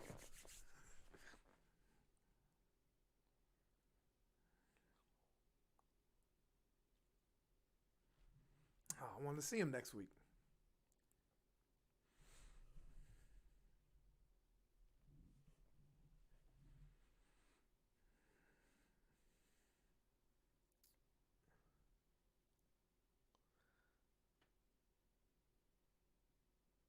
Iron Man match?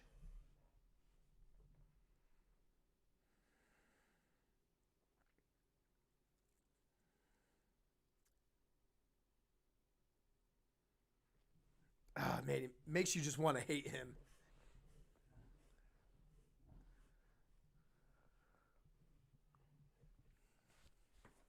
All right, we're going to get Stip.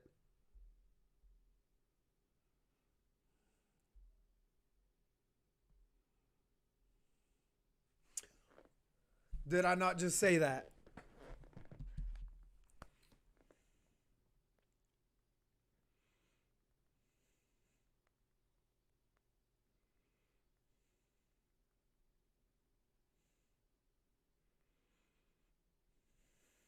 I just said that.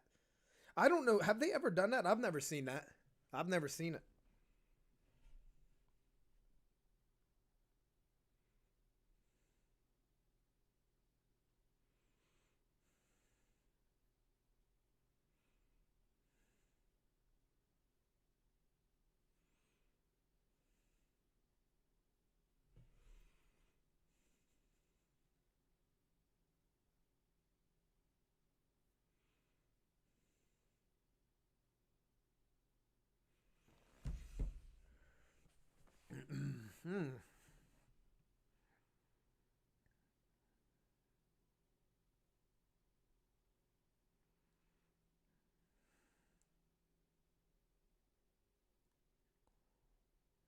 Man, this is how you sell matches, man. Just let them go and talk, promote the match.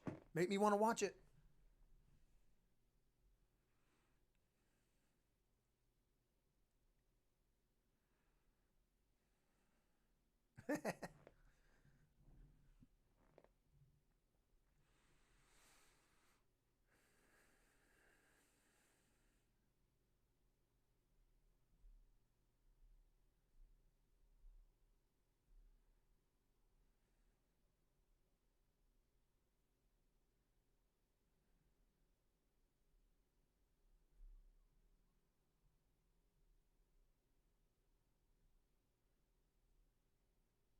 Hmm.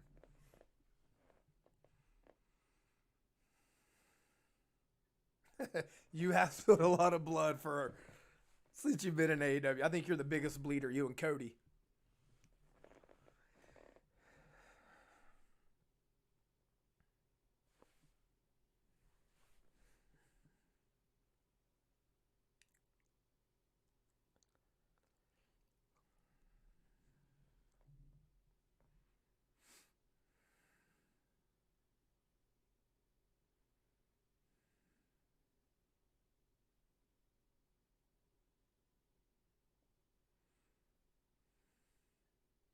Hmm.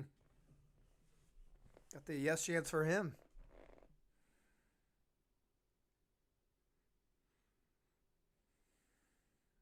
There it is. Yeah. Yeah. Yeah. The match is exactly where it should be. Debut at TBS. It's a rematch that is warranted. Doing something I've never seen with judges. That could go and like I'm expecting to probably see like Eric Bischoff, maybe Crockett that they just had on the control center. Some probably known people. Jim Cornette.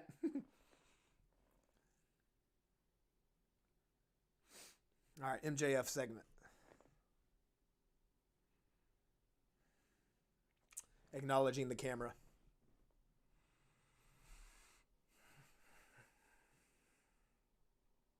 Appreciate that. Mm.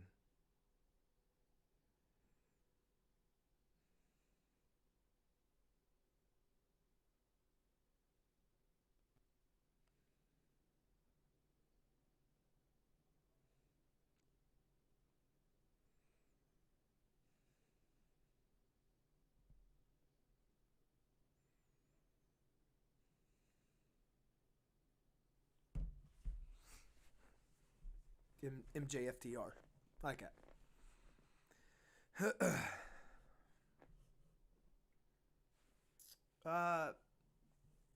Spears lost his beard. I don't like that.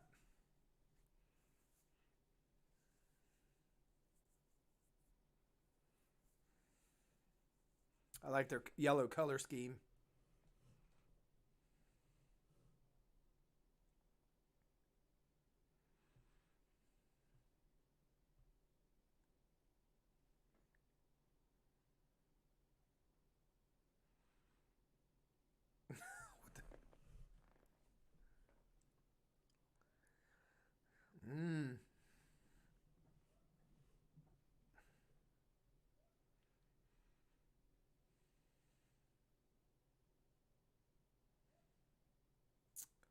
I said that earlier. He's going to try to retire him.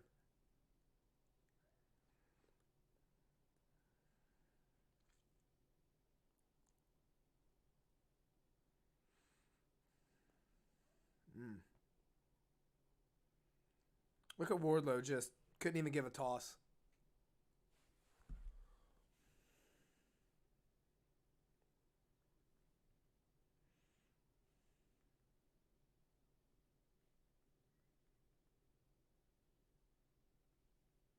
On top. 3 years on that diamond ring. It's not the Dynamite Diamond Ring. It's just last year's fantasy football champion. No big deal. Wardlow in action next. I don't have a graphic for him. I could probably grab one real quick, huh? Let's do that. They're getting ready to go to commercial. So the things MJF says, man, like he's never wrong. Even though they're like horrible.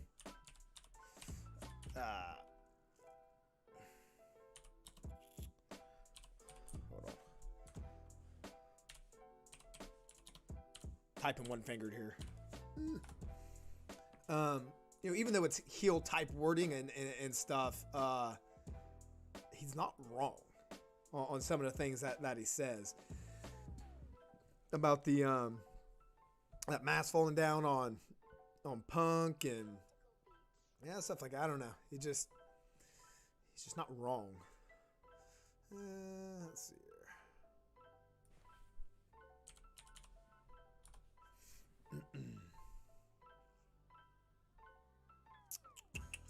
What's a good picture to put up here of Wardlow? Ooh, I like this one. I like this one. Apologize for everybody. I'm just not feeling the best I could be right now. Did I not? Why did that not? Save image as. There we go.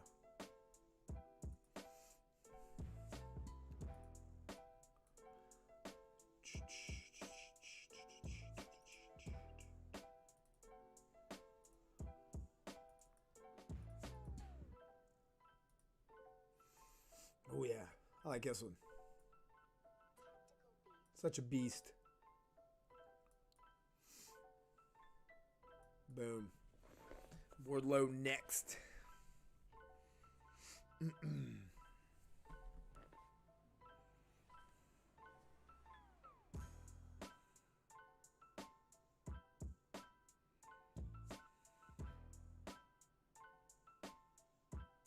Oh, MJF used the coexist line. I didn't even catch that.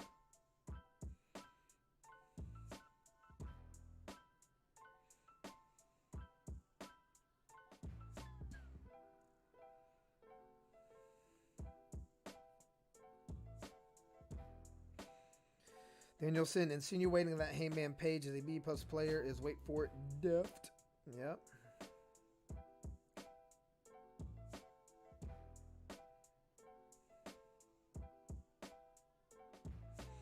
Kyle O'Reilly versus Daniel Garcia. Kyle O'Reilly versus Lee Moriarty. Kyle O'Reilly versus Bryan Danielson. People just writing matches they want to see. All right, Wardlow, let's kill somebody real quick.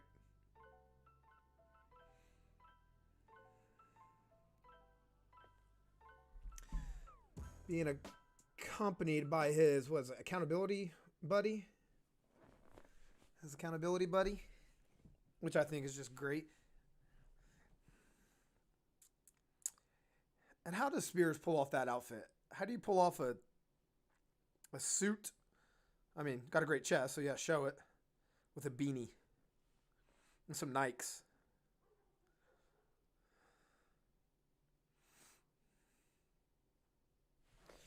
Gosh, I would hate to bump into Wardlow like...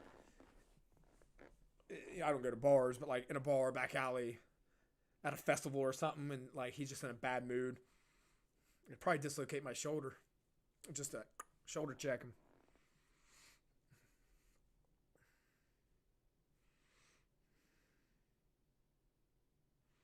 Oh, giving him the captain. That's no slouch. I mean, they've highlighted him a little bit. I've talked to him through email for ticket stuff. Good dude.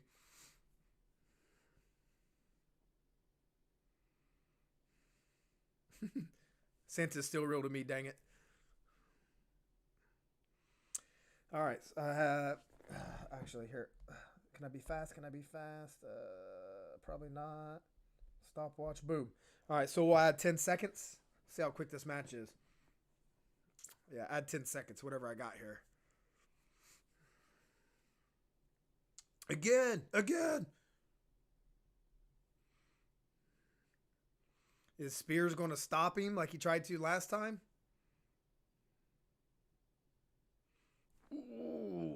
Ooh, he does. He's going to do the shoulder thing. Who's the man?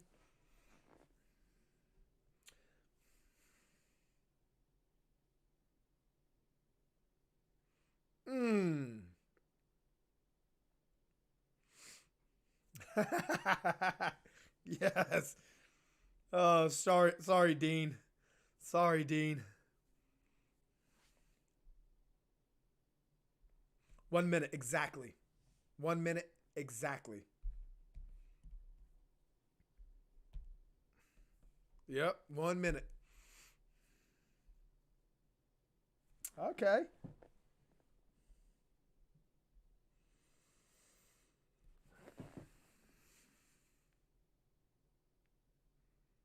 Don't tell him what to do, Spears. He's not in a good mood.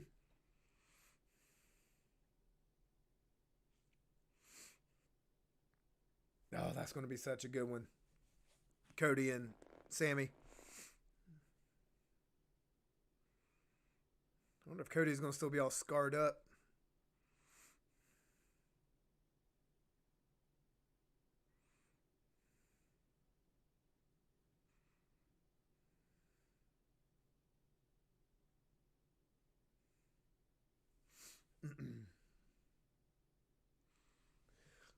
Guevara was on the road too. They only did 2 segments: the Cody and Sammy and Nyla Rose versus Ruby Soho.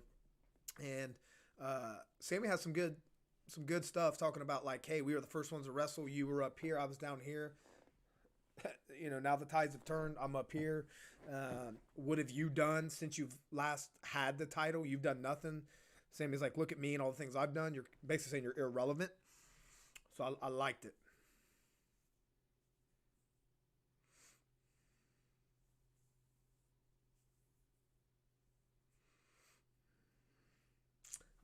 Wish they were all wearing a sweater.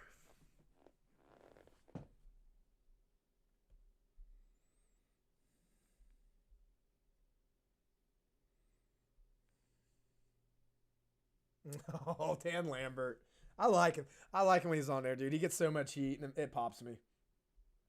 It pops me.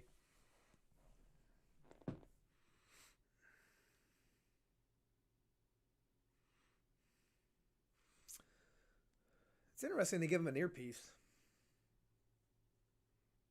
I guess because he's not in the ring, don't have a ref there to tell him, like, hey, wrap it up. You're going too long.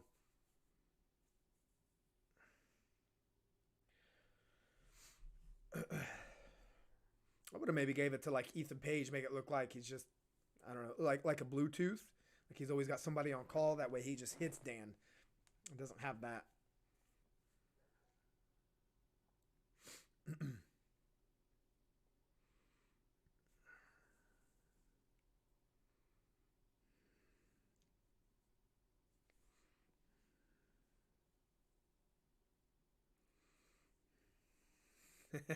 Tony Khan, man.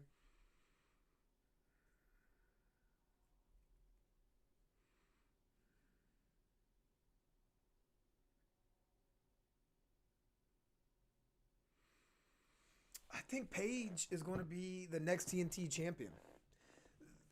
Dan keeps going to, you let all your buddies, not nostalgia, nepotism kind of get all those chances. And I think Dan Lambert's going to finally talk him into giving Paige the chance and give him the title. I think it'd be good. I think he would run with that belt great.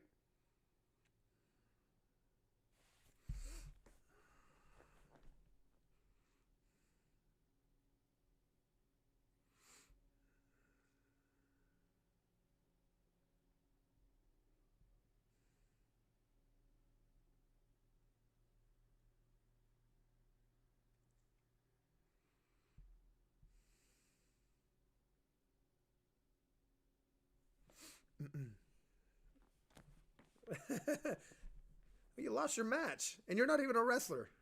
And you talk crap, and you call him Con Man, stupid heel. Person's on the phone in the background. Hey, you see me on TV, bro? It's me. Yep, look at me, I'm waving. I was doing the same thing. I wasn't on the phone, but I was like, bleh. I was front row, 2 rows back in Atlanta.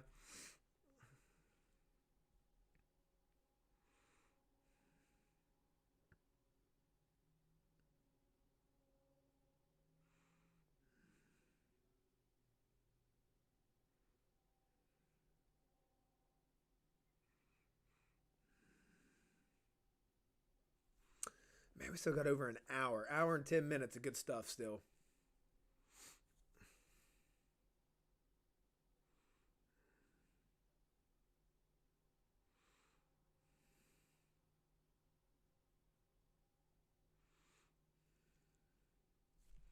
I mean, it is what it is.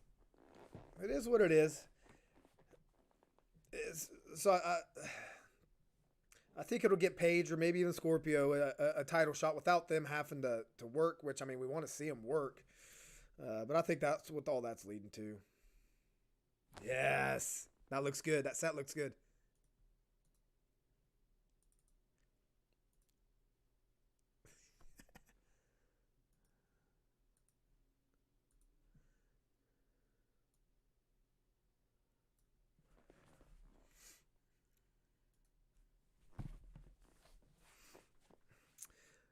Jimmy Hayter is so awesome.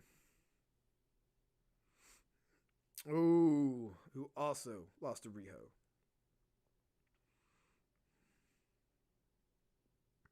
Where's the mistletoe, Tony, like you said?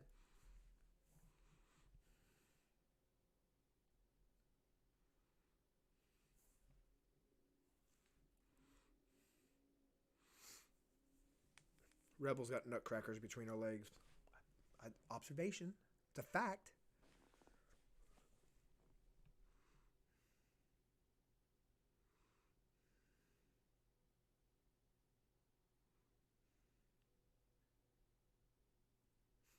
Little brat.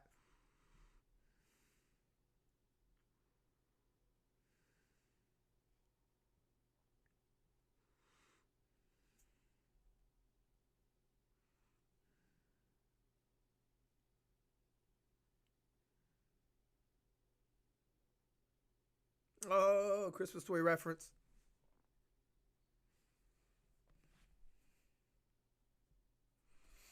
Yeah, that's fine. It's fine. I was expecting funny stuff. Whatever. All right, up next. All right, good.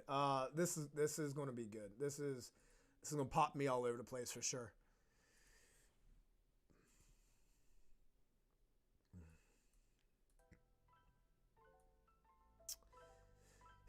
Yeah, that's going to pop me all over the place. Yeah, so the Britt Baker segment, the visuals were great. They're keeping it simple with a lot of these things. Like with Kyle O'Reilly, I've seen tons of booking ideas of how he's going to come out. Yeah, come out, tag. And it wasn't even that. It wasn't even like the debut portion, like those first few seconds of how you get your eyes on him. it's just, and I would have never anticipated.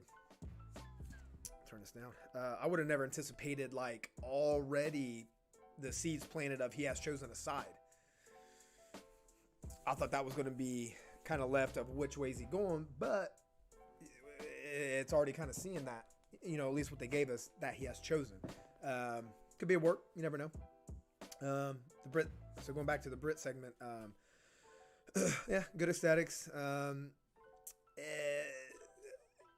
And that's all it needed to be, because the story is Britt's never beaten her. Nobody's beaten her within her little group.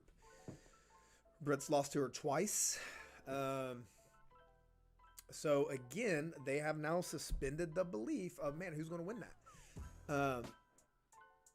Probably it will be Britt. They'll probably give her that one. But yeah. Ruby Soho and Nyla Rose. Who's this?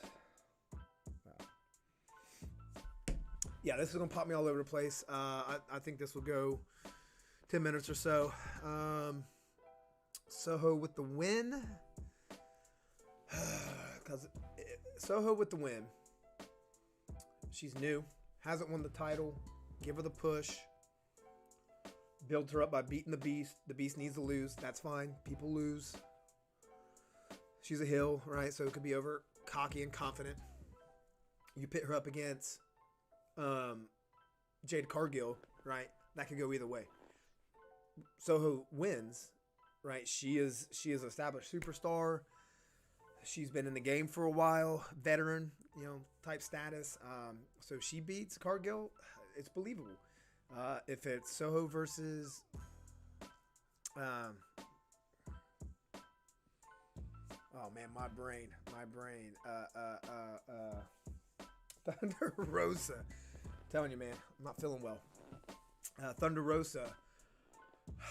It's kind of the same thing, right? Thunder Rosa, I think, will pull a great match out of anybody. I think Thunder Rosa is probably a better wrestler than Ruby Soho. Soho would obviously lead Cargill, but it'll be good either way. Oh yes.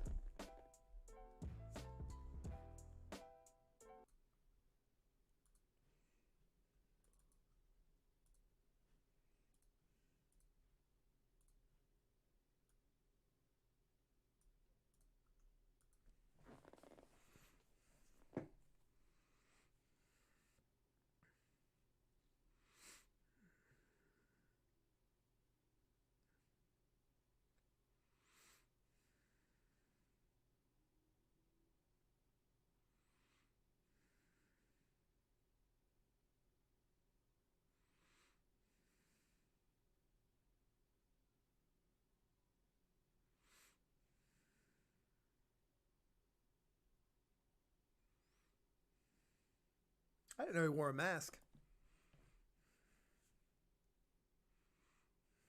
I didn't know he was that athletic. I was super young, though, when he was wrestling, so I don't remember a lot of his stuff.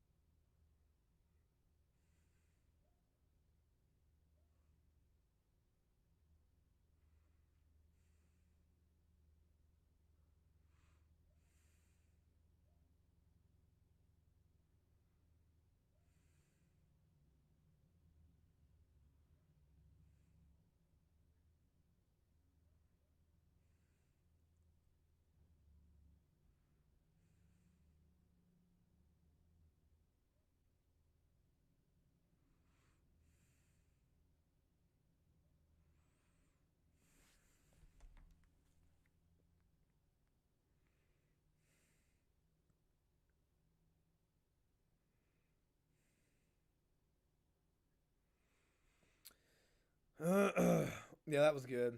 Man, I lost my dad when I was in 8th grade to a heart attack. So things like that, man, it gets to me. People pass, but I always go to the kids because I know how I felt as a child losing my father. So yeah, it always gets me for the kids. When I heard about Brody Lee passing, that was the first thing. Saturday passed, but man, little Brody, -1, just Like I know what he was going through, and that killed me. It killed me. Good tribute.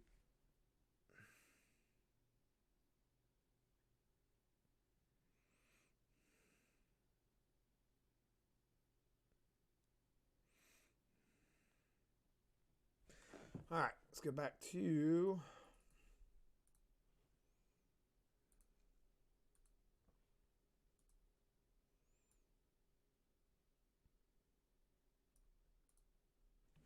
boom.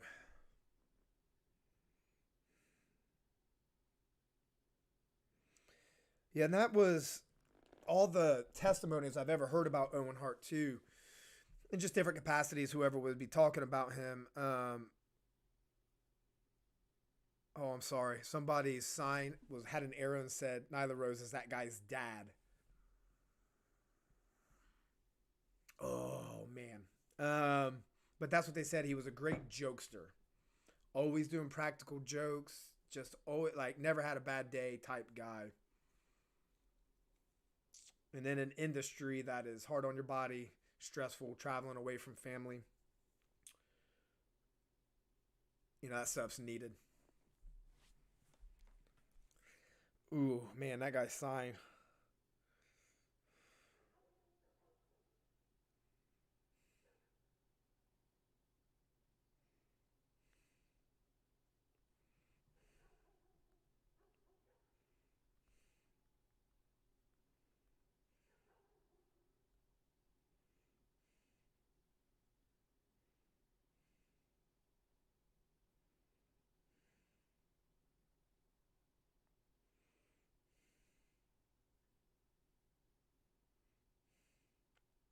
Yep.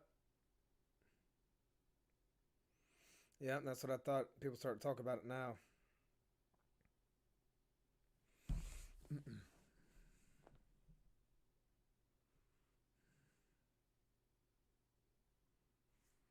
Mm-mm. Yeah, Soho needs this match. She needs to have a good showing. Nyla will definitely give it to her.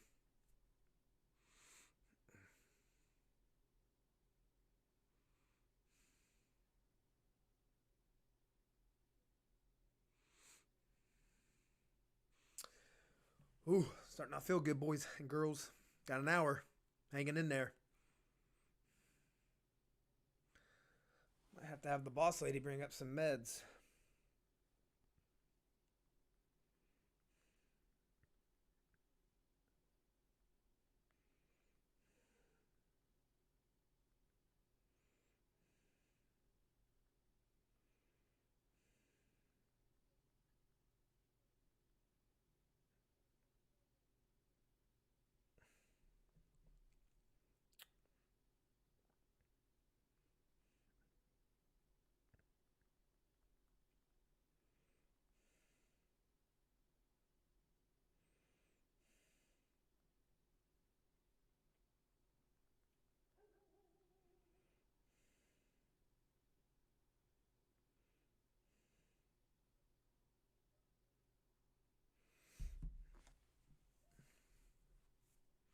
People ask me about that sign. I asked if anybody had seen that because I didn't know if I read that right, so I wanted, but I definitely read it properly how it was.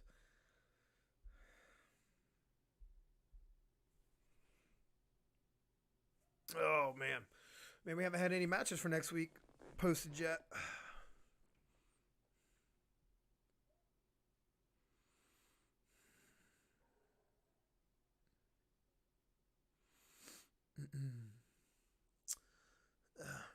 Hervé Casper, hey man, glad to have you in the chat. Glad to have you in the chat. So you're watching the Soho and Nyla Rose match.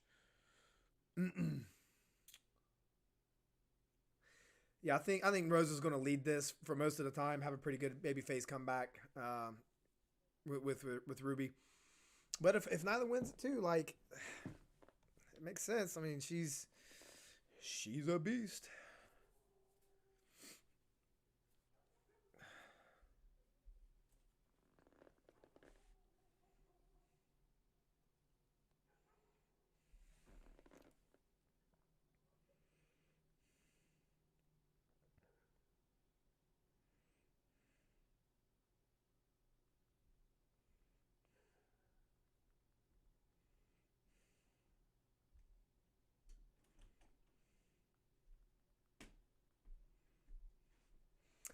Thank you, my love.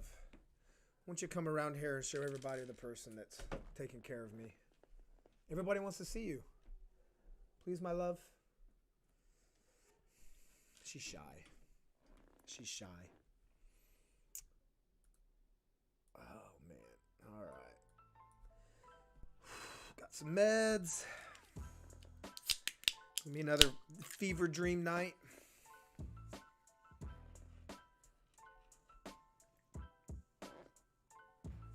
And what's crazy, like, I don't feel bad. I don't feel bad. I just got the chills. I can eat. I can drink. Like, I can walk around. It's cold.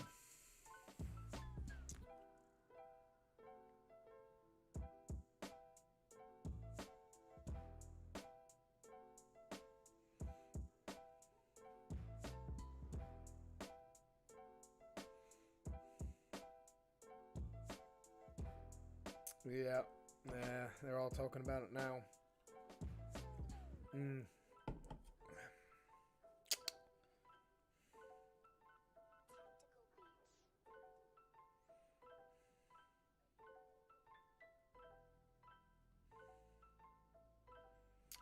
All right, hang in there, Randy. Hang in there. We're gonna make it through. We're gonna make it through.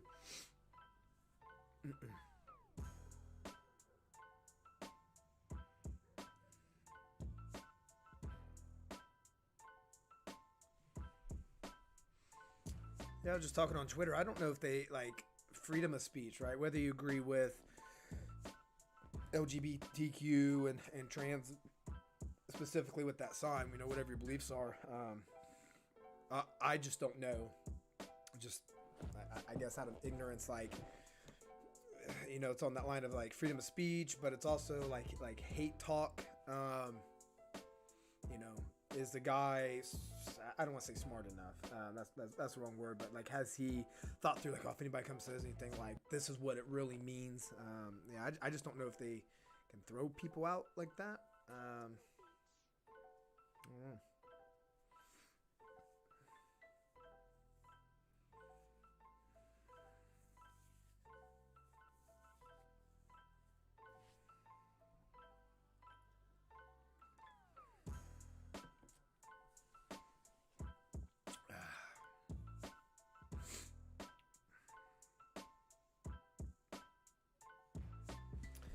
This picture's kind of taking me out of the match a little bit.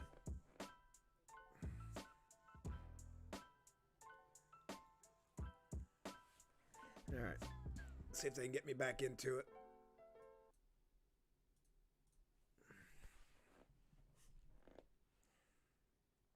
Oof.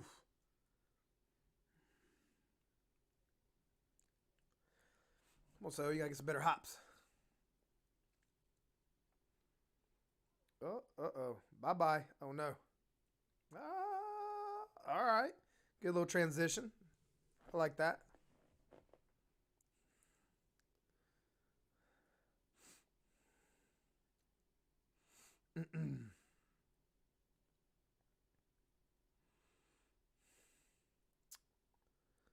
Dark results.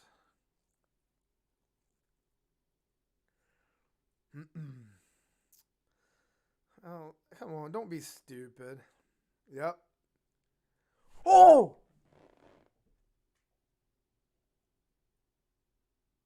No. Check on Ruby. Check on Ruby. No, no, no, no.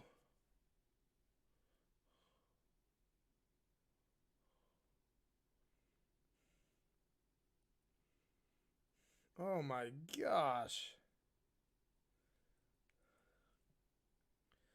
That was disgusting.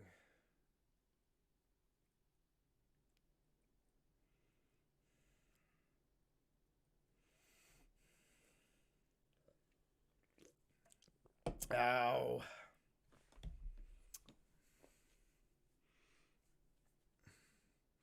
I hate this move too.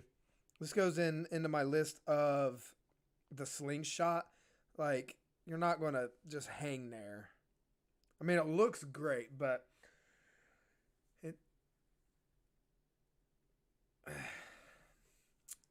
just don't believe that spot.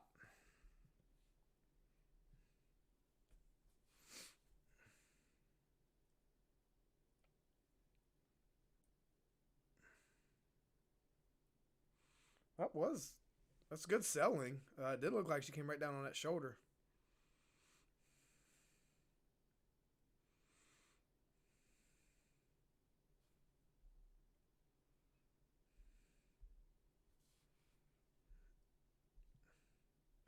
You don't need leg kicks for that, Ruby. I know it's built into your brain.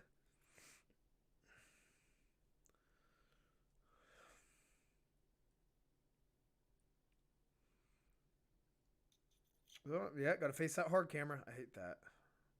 Dragon Sleeper? Oh, I thought she was tapping. Oh. Come on, Ruby. Or, Aubrey. Don't be stupid. Like, turn around, you dumb baby fit.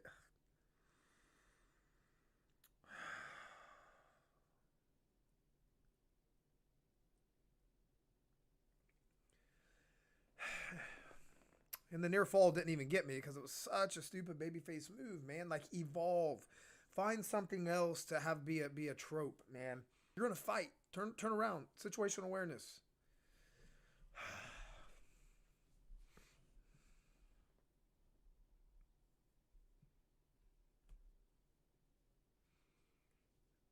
Oh, okay. That was nice looking. Oh, got her. There we go. All right. Good for her. Good for her. That's probably tears of definite joy. How long was she in WWE? Never did anything. I liked her Riot Squad gimmick. Anything with Liv Morgan's good.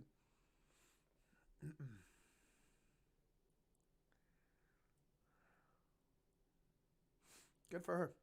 Now, is she going to sell that shoulder injury for the next time? Depending on, I mean, it's probably going to be weeks and weeks and weeks before they go to the finals.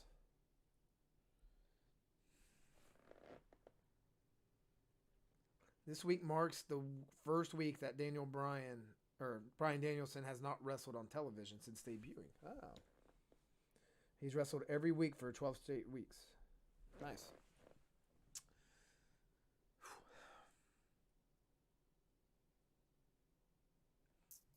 Okay. So we're getting that one. Up next. All right, so we know one match we're getting next week. That'll be good.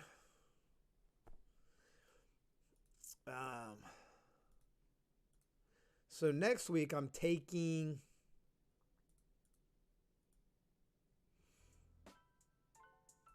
my mom, my 13-year-old daughter, 6-year-old daughter, my 17-year-old sister. Yeah, I'm the oldest of 4. And one of her friends. My mom, who was a huge wrestling fan back in the day, just like most people, you know, she was all into like the Rock and Roll Express and Arn and Dusty and all them, right? She about had a breakdown when I had to tell her that Ole and Arn Anderson were not actually brothers. She did not like that. So, but I'm wanting it to be good aesthetics, right? Obviously, I want the matches, but I just want them because they are going to care about the high spots, hard hits, tables, stuff like that. As we watch it, good transition. That's a good story beat right there. That's how we view it. So I want the wrestlers that got the fireworks. I want Cody. I want, I want everybody to chant "Shut the F up" to MJF. So they can just have that aesthetic and then have some wild matches. Let them have a good time like that.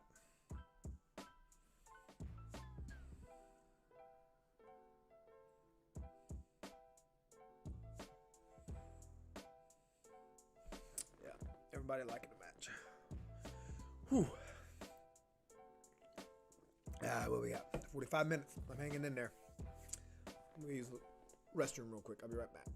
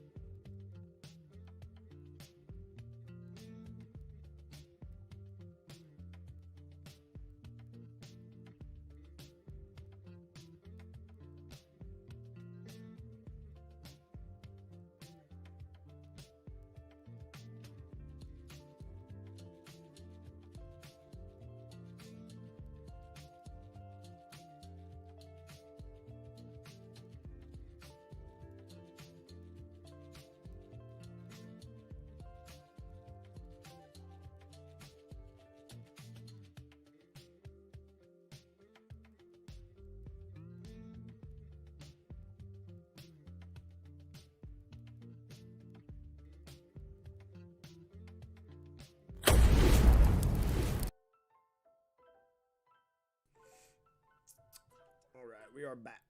Who we got? What do we got here? Oh, yeah. One of the best things about the women's division.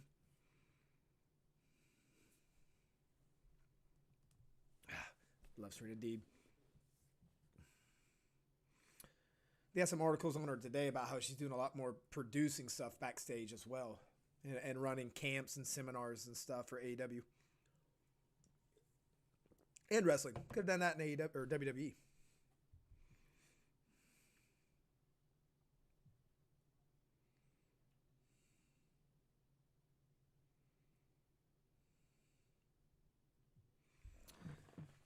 I'm all right with that being another match if they're going to do that. Like, they are awesome together. Yeah, let it be. Let it be. All right. Me and my daughter, I took my 6-year-old to a Jacksonville show where Malakai Black debuted his entrance. She's 6, right? So she did not. That scared her. And her least favorite wrestler ever, QT Marshall, because I don't know if he still does it, but for a while there, he was coming out before the show even starts. It was just like, you guys suck. You guys are stupid. You're idiots. And then Tony Khan comes out and kicks him out. So my 6-year-old was like, he's so mean. I don't like that guy. I hope he wrestles next week, too. I want my mom to see him.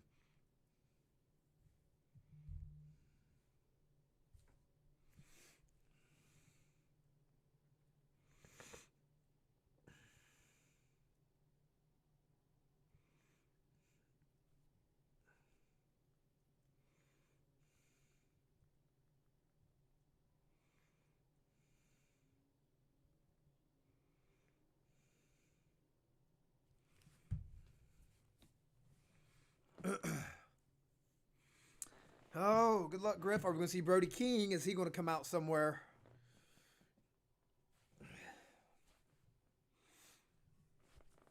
Tony said, Khan, that there was going to be a huge announcement tonight. Like, has that already happened?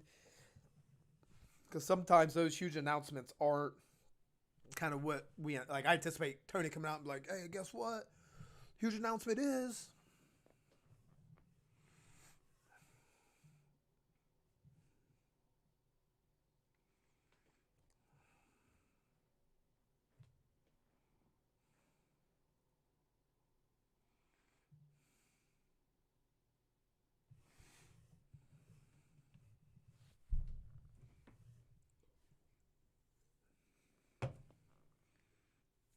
Oh, she's back.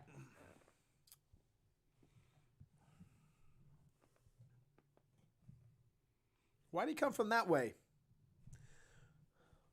Why did he come from that way? See, I looked too much into it.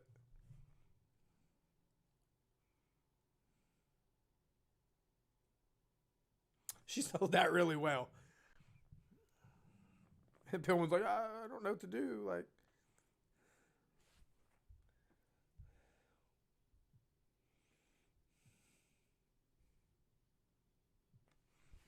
you should have did that, Garrison. Taz.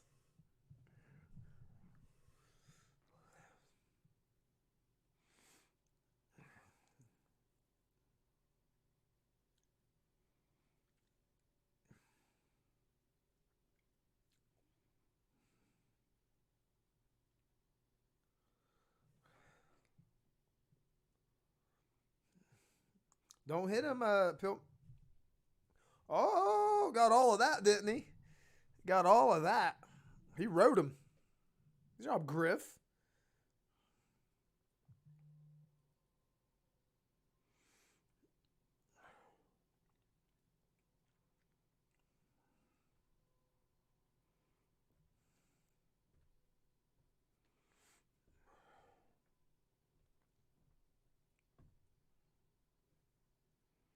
A little knee bar. That looks good. Or heel, but yeah.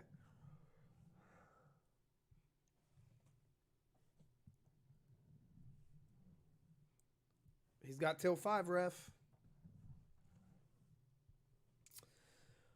Oh, man, I apologize. I ain't feeling 100%, y'all. I was like that. I don't think I was feeling good Monday either. I don't know. Maybe I'm dying.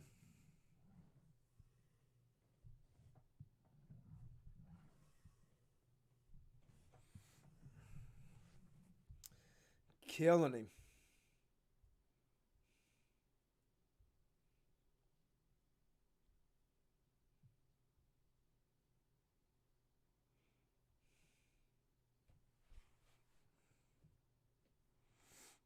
Oh, man, his kicks look so brutal.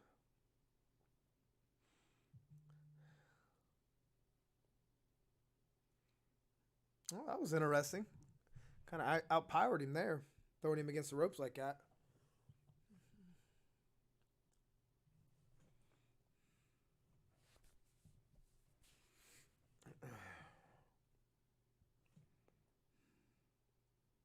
Oh my gosh. No, I was gonna say, like, woo. I like that they're giving Griff this much offense. He's not a bad wrestler at all. Oh my gosh. Oh. Oh, here it comes. He's going to lift him up. Oh, make it look pretty. Make it look pretty.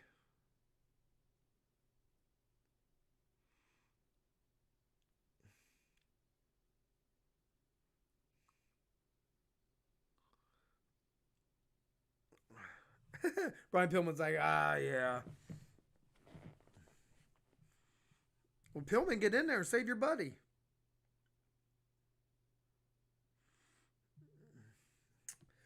comes King. Lights go out. Oh! And there goes Rick Knox. Like, no, sir. Oh, beautiful. Trios match up next. Man. Well, they have only announced one match for next week, and that's Thunder Rosa and Jade Cargill. Boom, boom, and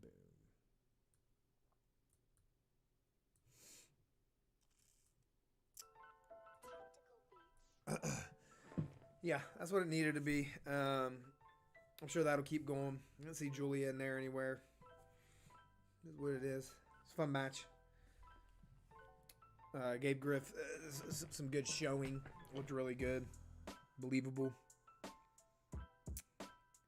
Malakai Black is so good. Yep.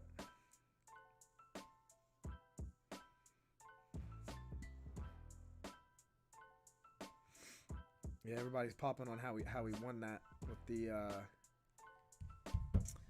half crab. Man. Yeah, so non-wrestling related news. I'm in a bowl pick'ems event with myself and 9 others, so total of 10. $20 per, so $200. Me and another guy are in the lead with 8 correct picks.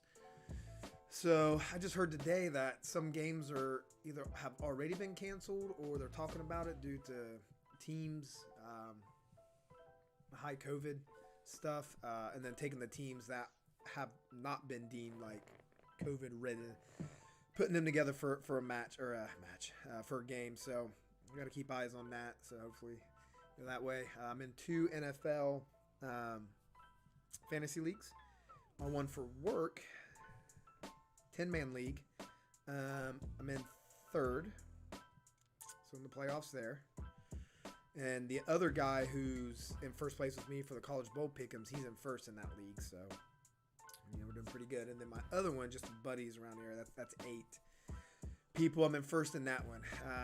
The one for work, for the 10 people, we're playing for a championship belt. It costs about $115. We all pitched in. So the winner of that gets a belt. And then for the other one, the last place person buys the first place a ring. And then we have a punishment for the one at work. The last place person, we all have to write a speech for him, and then he's got to give the speech in front of everybody at work. So we, pretty much no rules, and he's got to read it word for word, and it's military, and we got definitely high-ranking people there, and we'll be sure that he acknowledges them, whoever that may be, in some way, which is probably looking like my buddy who lives right up the street. So yeah, that's what we got going on. Minute for $200, a ring, and a belt. So let's see if we can have a good Christmas for all that.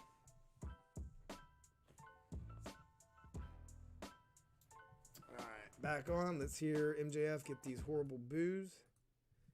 They're great boos. You know what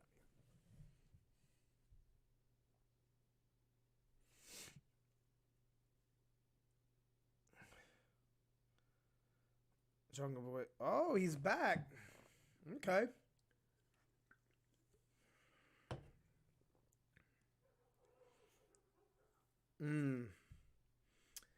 I hope this isn't a HFO versus Jurassic Express segment.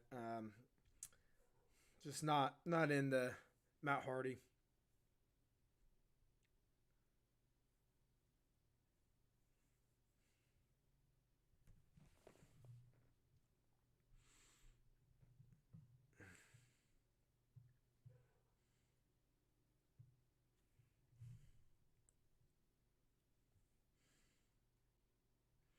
I am blood, sweat, and tears.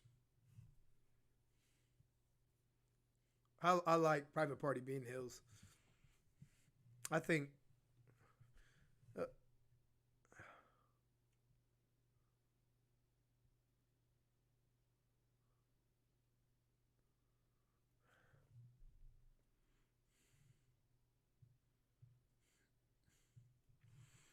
Lucha Brothers versus Private Party would be great. There's that shirt I was talking about the Step Brothers one. Okay, it was Christian sitting down.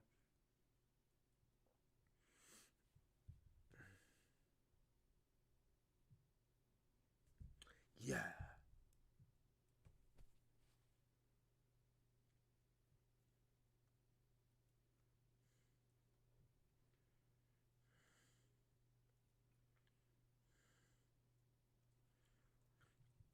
I like how Luchasaurus is always ready for a fight. Says a dinosaur.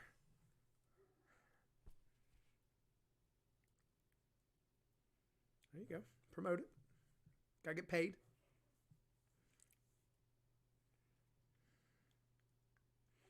Yeah. Ooh, that'll be good. I'm glad Layla Hirsch. Oh, 4 matches. Okay. Well, what about next week, man?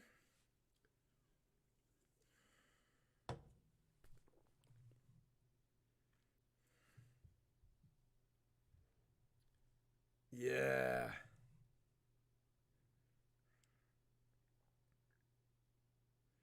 Eddie.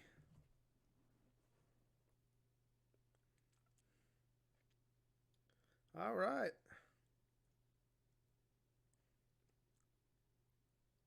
Yes. Yes. Yes.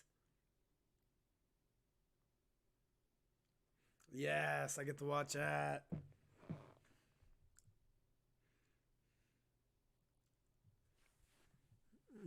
Yes. It's all about the boom.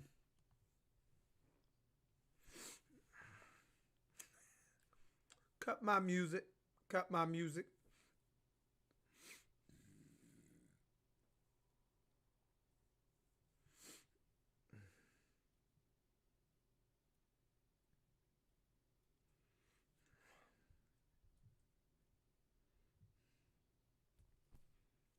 It's been a great show. Great show. It's real fluid. Everything just made sense. Everything had its spot and place. Nothing felt rushed. Featured a lot of people.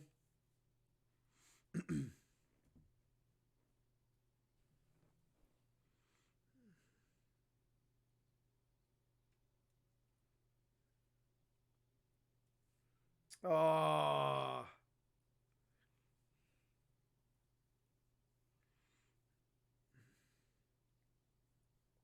Let's get these lights out.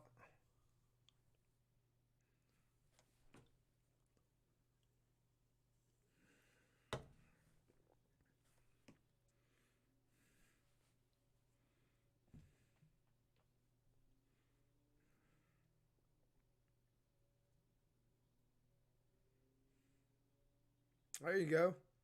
Oh, what a paint job, man. What a paint job.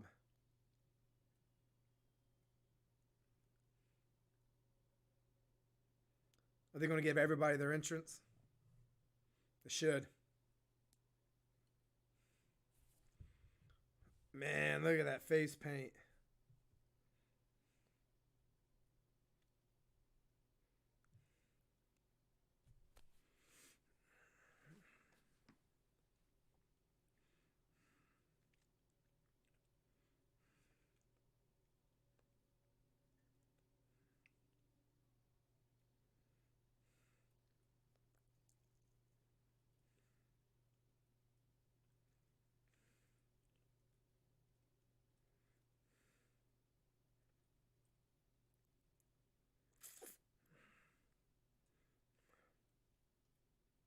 I'm liking it.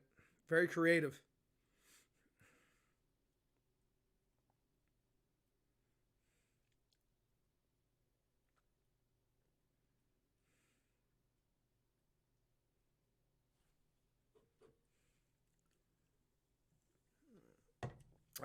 Oh, gosh, that's awesome. Oh, man. Popping left and right.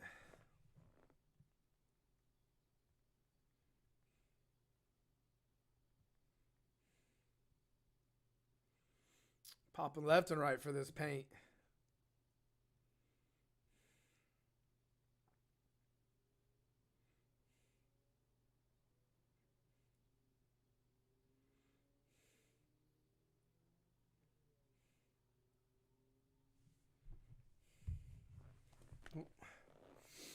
Oh, man.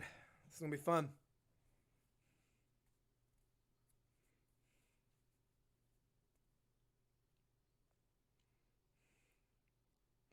Punk and the Long Boys.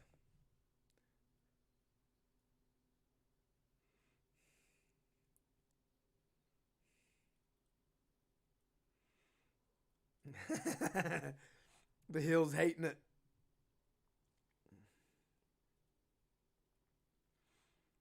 Wow.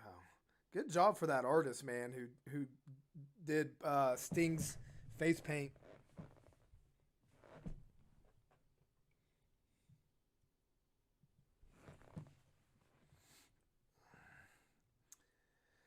I wonder if we'll see any dissension between Punk and Darby, since Punk had beaten him.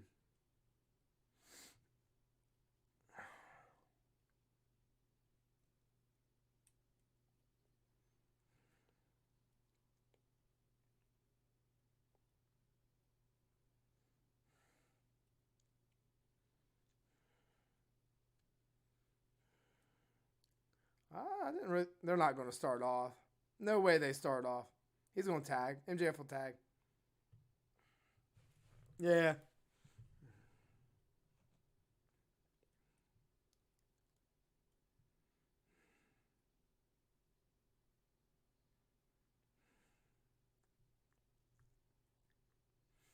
That was genius of him, says the heel announcer.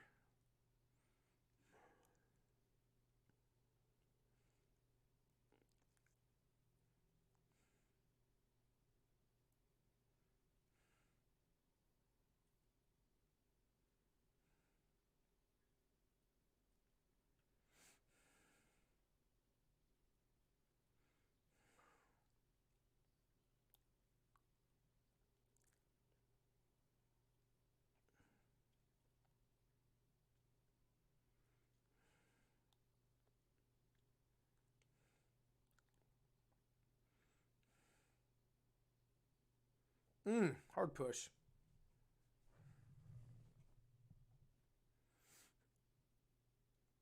Man, 1980.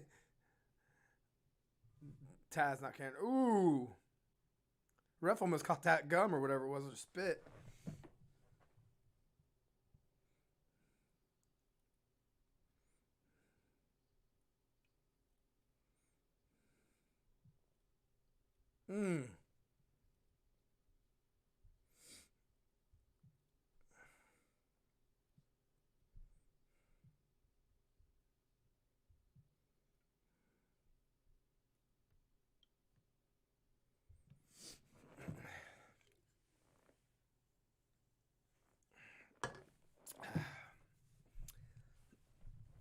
Starting them body slams, getting them over.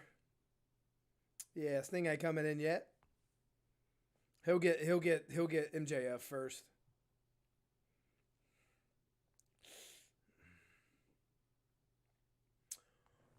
Or does... Ooh, hold on. Let me type this. Darby goes for suicide dive.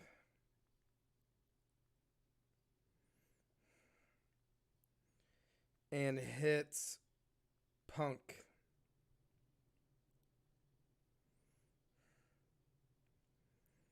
Hashtag bold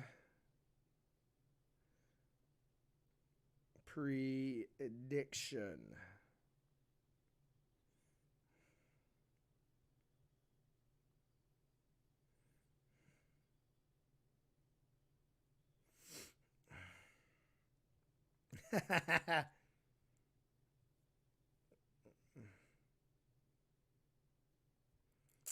Yeah, it was going to happen.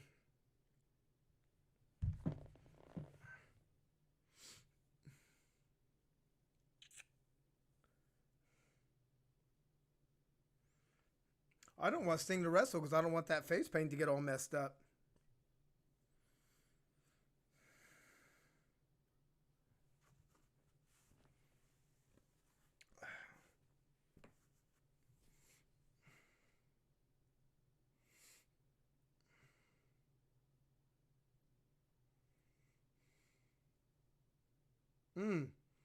Bring him in. There it is.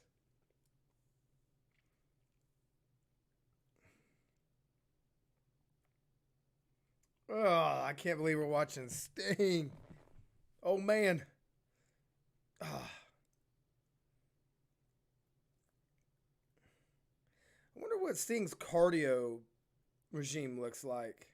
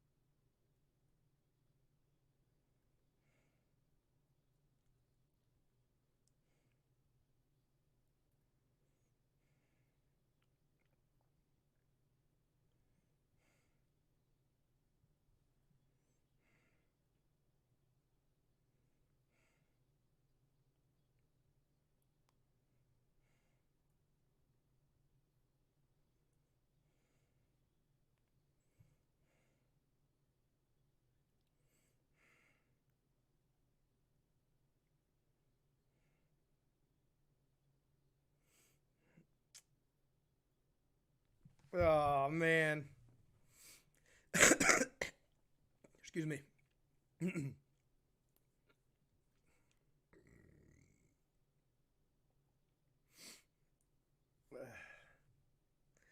I like where this is going. We got 20 minutes. My gosh. Punk's going to bring him back.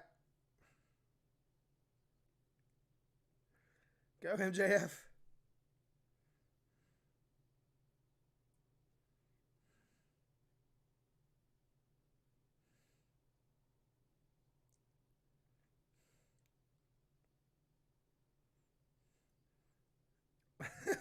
Punk's like, no more. No more.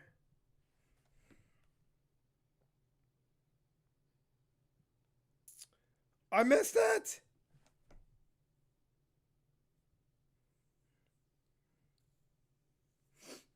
Show the replay.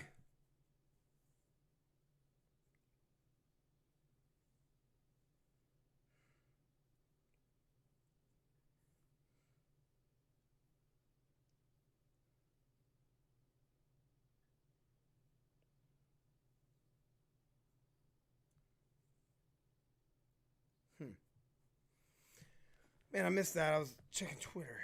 Stupid social media. And like my brain takes a minute to catch up to my freaking eyeballs. I have like a fever.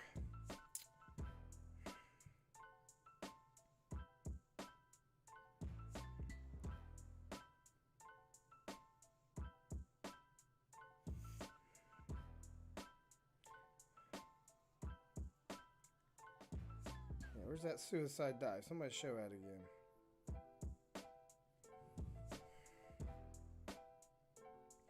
That Popeyes looks good. Yep.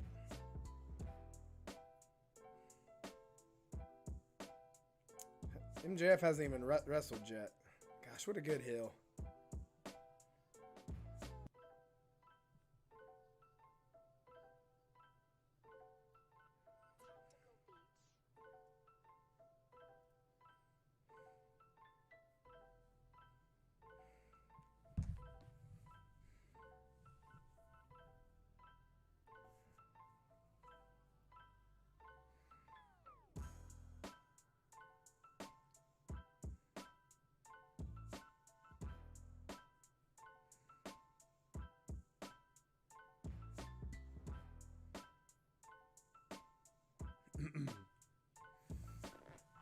Oh man, these pictures really take me out of it.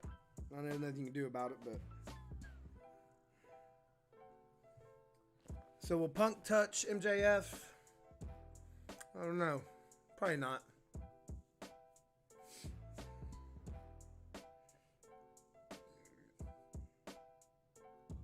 But I wonder how FTR within kayfabe would feel about that. Like, hey man, like I know who you know. I know you're you, but man, you need to pull your weight. We can't fight all three of these dudes all by ourselves.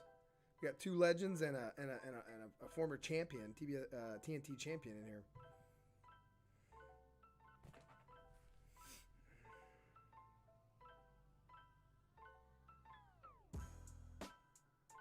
All right, back on.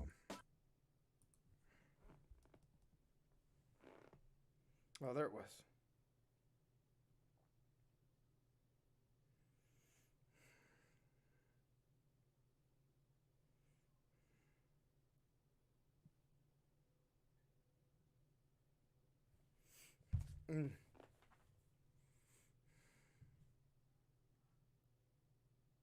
What's your shins there, fans?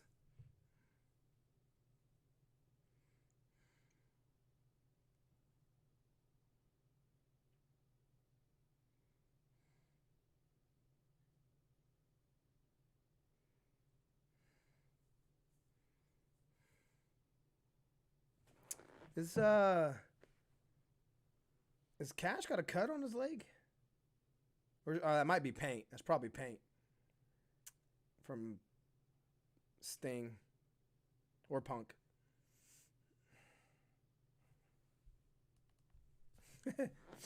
Sorry you guys didn't come to the Christmas party.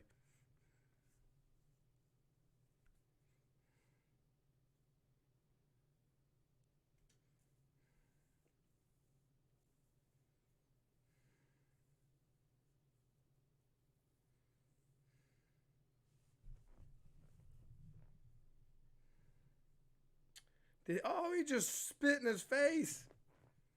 Wow, man, great spot. Good job, Hill. Good job, Hill.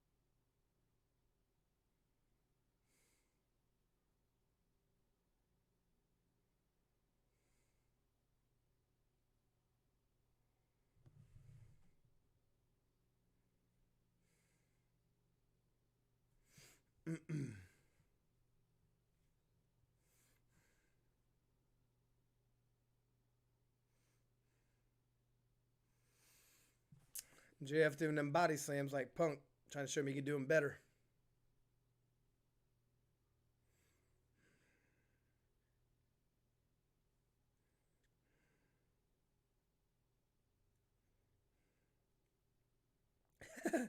Darby's just dead, just limp.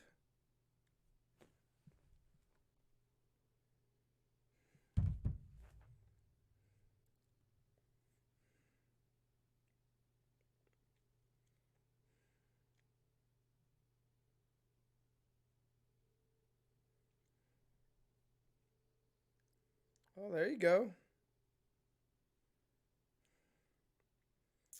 15 minutes. Wait, we haven't got the gift yet.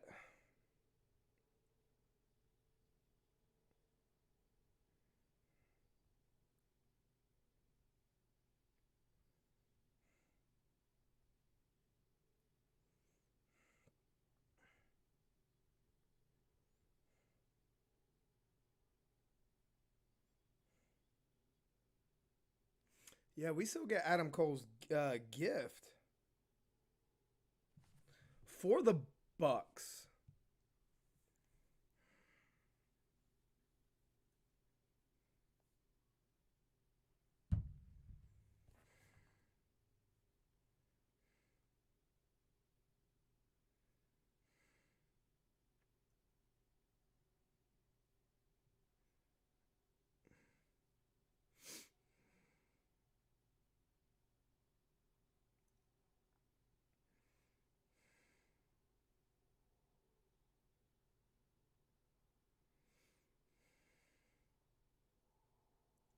There it comes.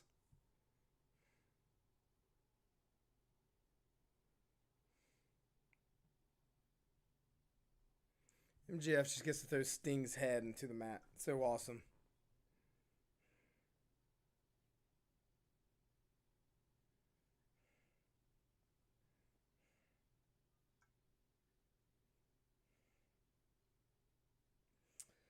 All right, picture in picture. Take me back out of it.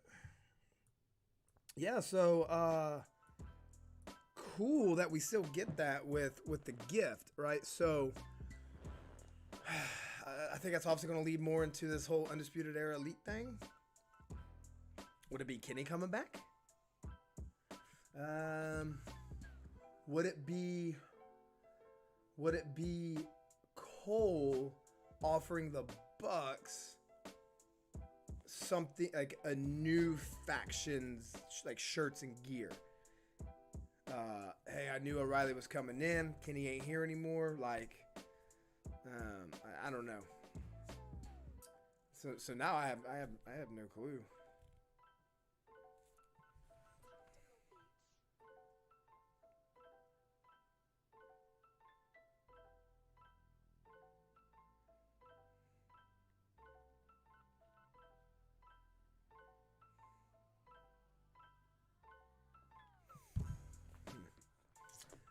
Whew. I'm ready for the show to go off, though. If you're coming on just later, I haven't been feeling well all day. I'm taking like 3 naps, little fever.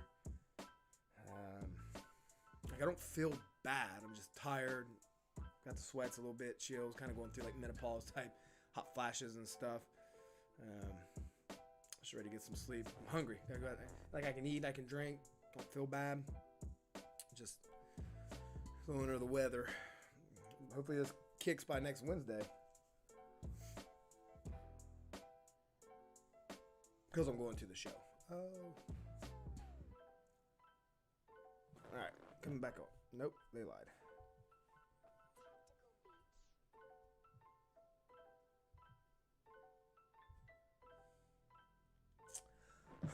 I wrote Sean Ross Sapp. I was like, hey, you need to do a scoop on what a 62-year-old man's, such as Sting's, cardio and weightlifting regime looks like. I'd like to know what he does daily to stay in shape, or what somebody at that age, which we know there's people a lot older that are just crazy ripped. And a lot of that is genetics and,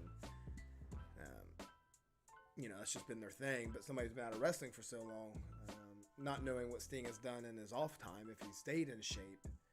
But like what somebody at that age training to get in ring shape does or can do, I'd be interested in that. See a video of it or something. And it would just give me even more like, dude, Sting is gangster. Dude's hard. All right, back on.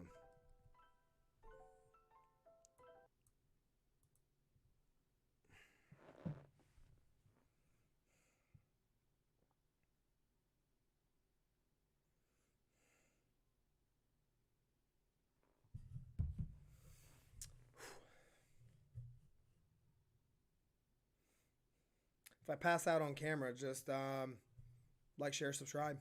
I guess I'll see you. I'll see you Friday or Saturday.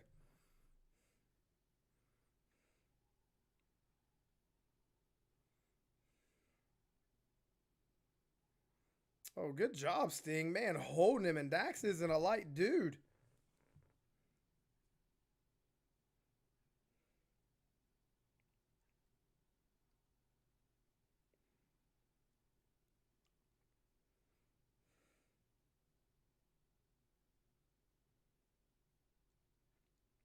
Dude, my knees would explode if I was Sting doing that. Sting with a funny spot.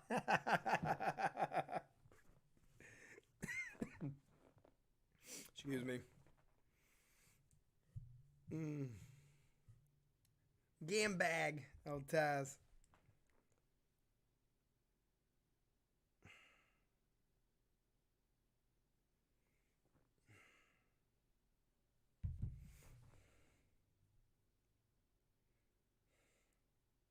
Punk's done really good in this match. Not a lot of stuff from Darby.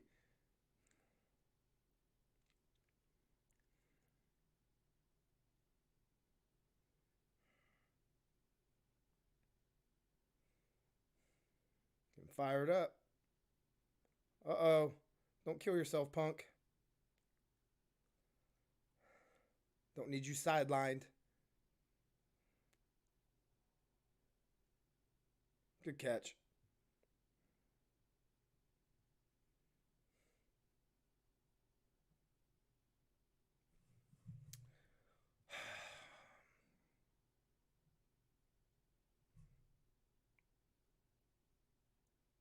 But they said this was the main event.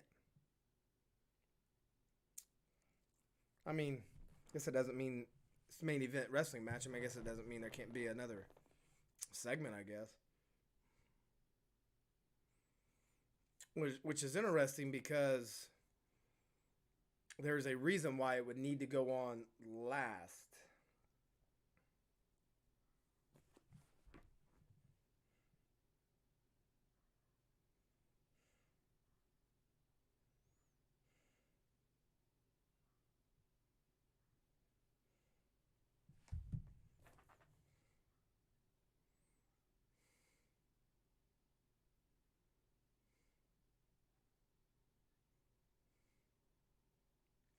What a match, man. This has been forever, and no botches, no slips, no miscues, timings, nothing. This has been a great, great showing.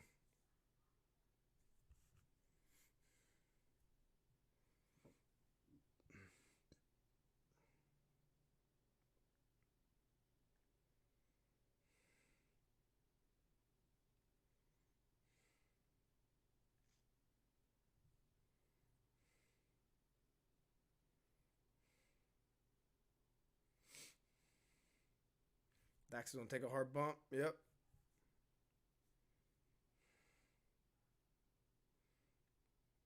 Oh, man, these soup. Oh, gosh, those always make me nervous.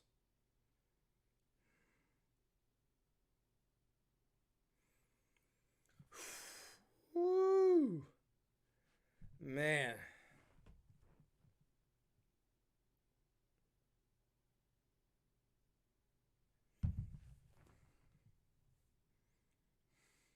This is a match of the year contender. Match of the year contender here.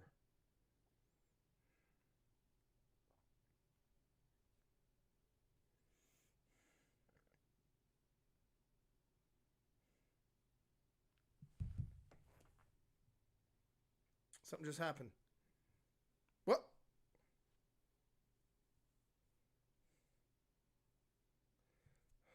Good job, camera guy. Better replay that.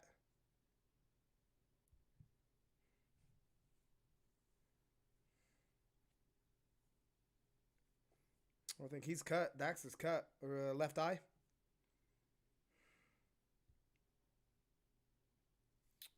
MJF. Hide him back here. Excuse me. Oh, yes. Yellow belly scum.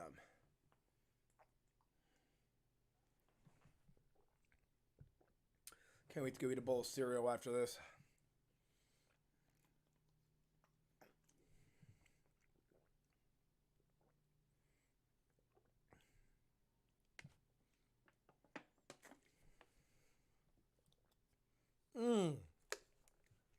That looked good. That right hand. Oh. Big rig.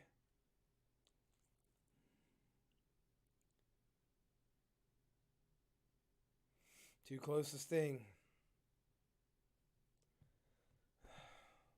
So confused about this gift. Or was that happening at Rampage? No. They said hold.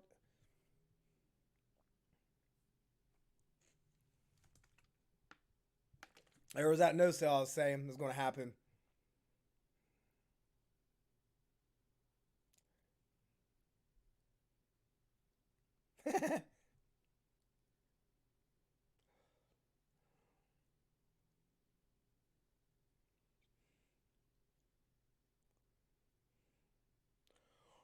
Oh, jeez.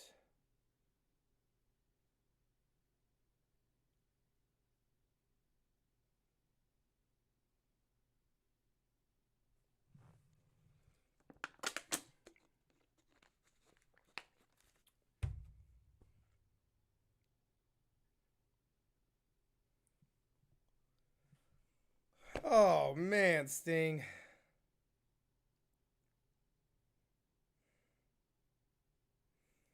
Man, give that dude $1 billion contract. Jeez.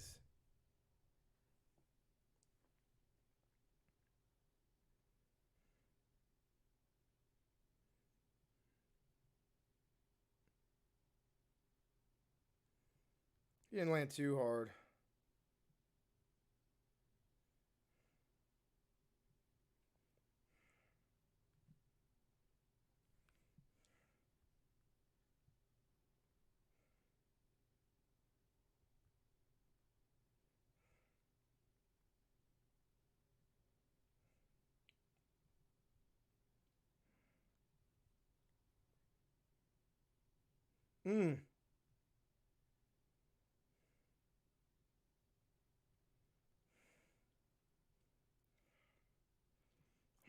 Well, I'm mad because I want to know what this gift was. Like,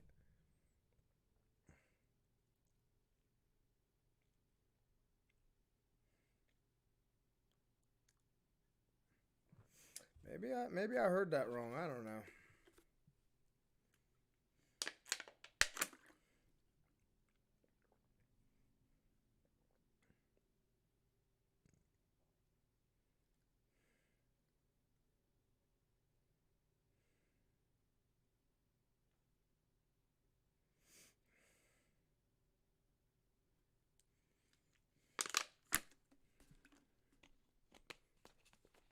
What a great match. Good job they caught him so well.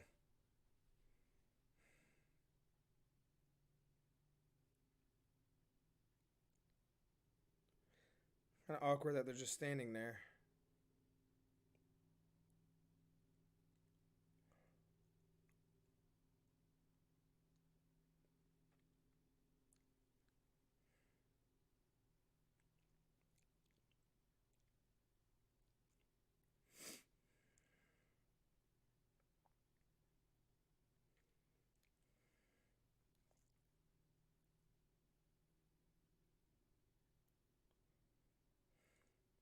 Yeah, that was awesome. That was a great match. Sting, dude. Is that hair fake? It's got to be fake.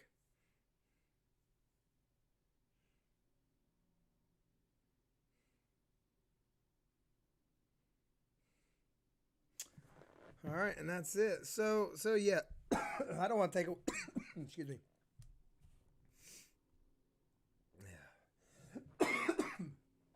Yeah. Man. Yeah, I don't want to take away from that from that main event. I was just super excited to see what this gift was. I must have misheard or whatever, but hey man, I'm sorry. Just haven't been feeling 100% today. Just sitting here, just trying to make it through this. So everybody that's here, thanks for stopping by. We'll be here on Saturday streaming, somewhere around about 8:30 p.m. Eastern time. About 30 minutes prior. Go over the card, talk about some things. Hopefully, I'm feeling a lot better.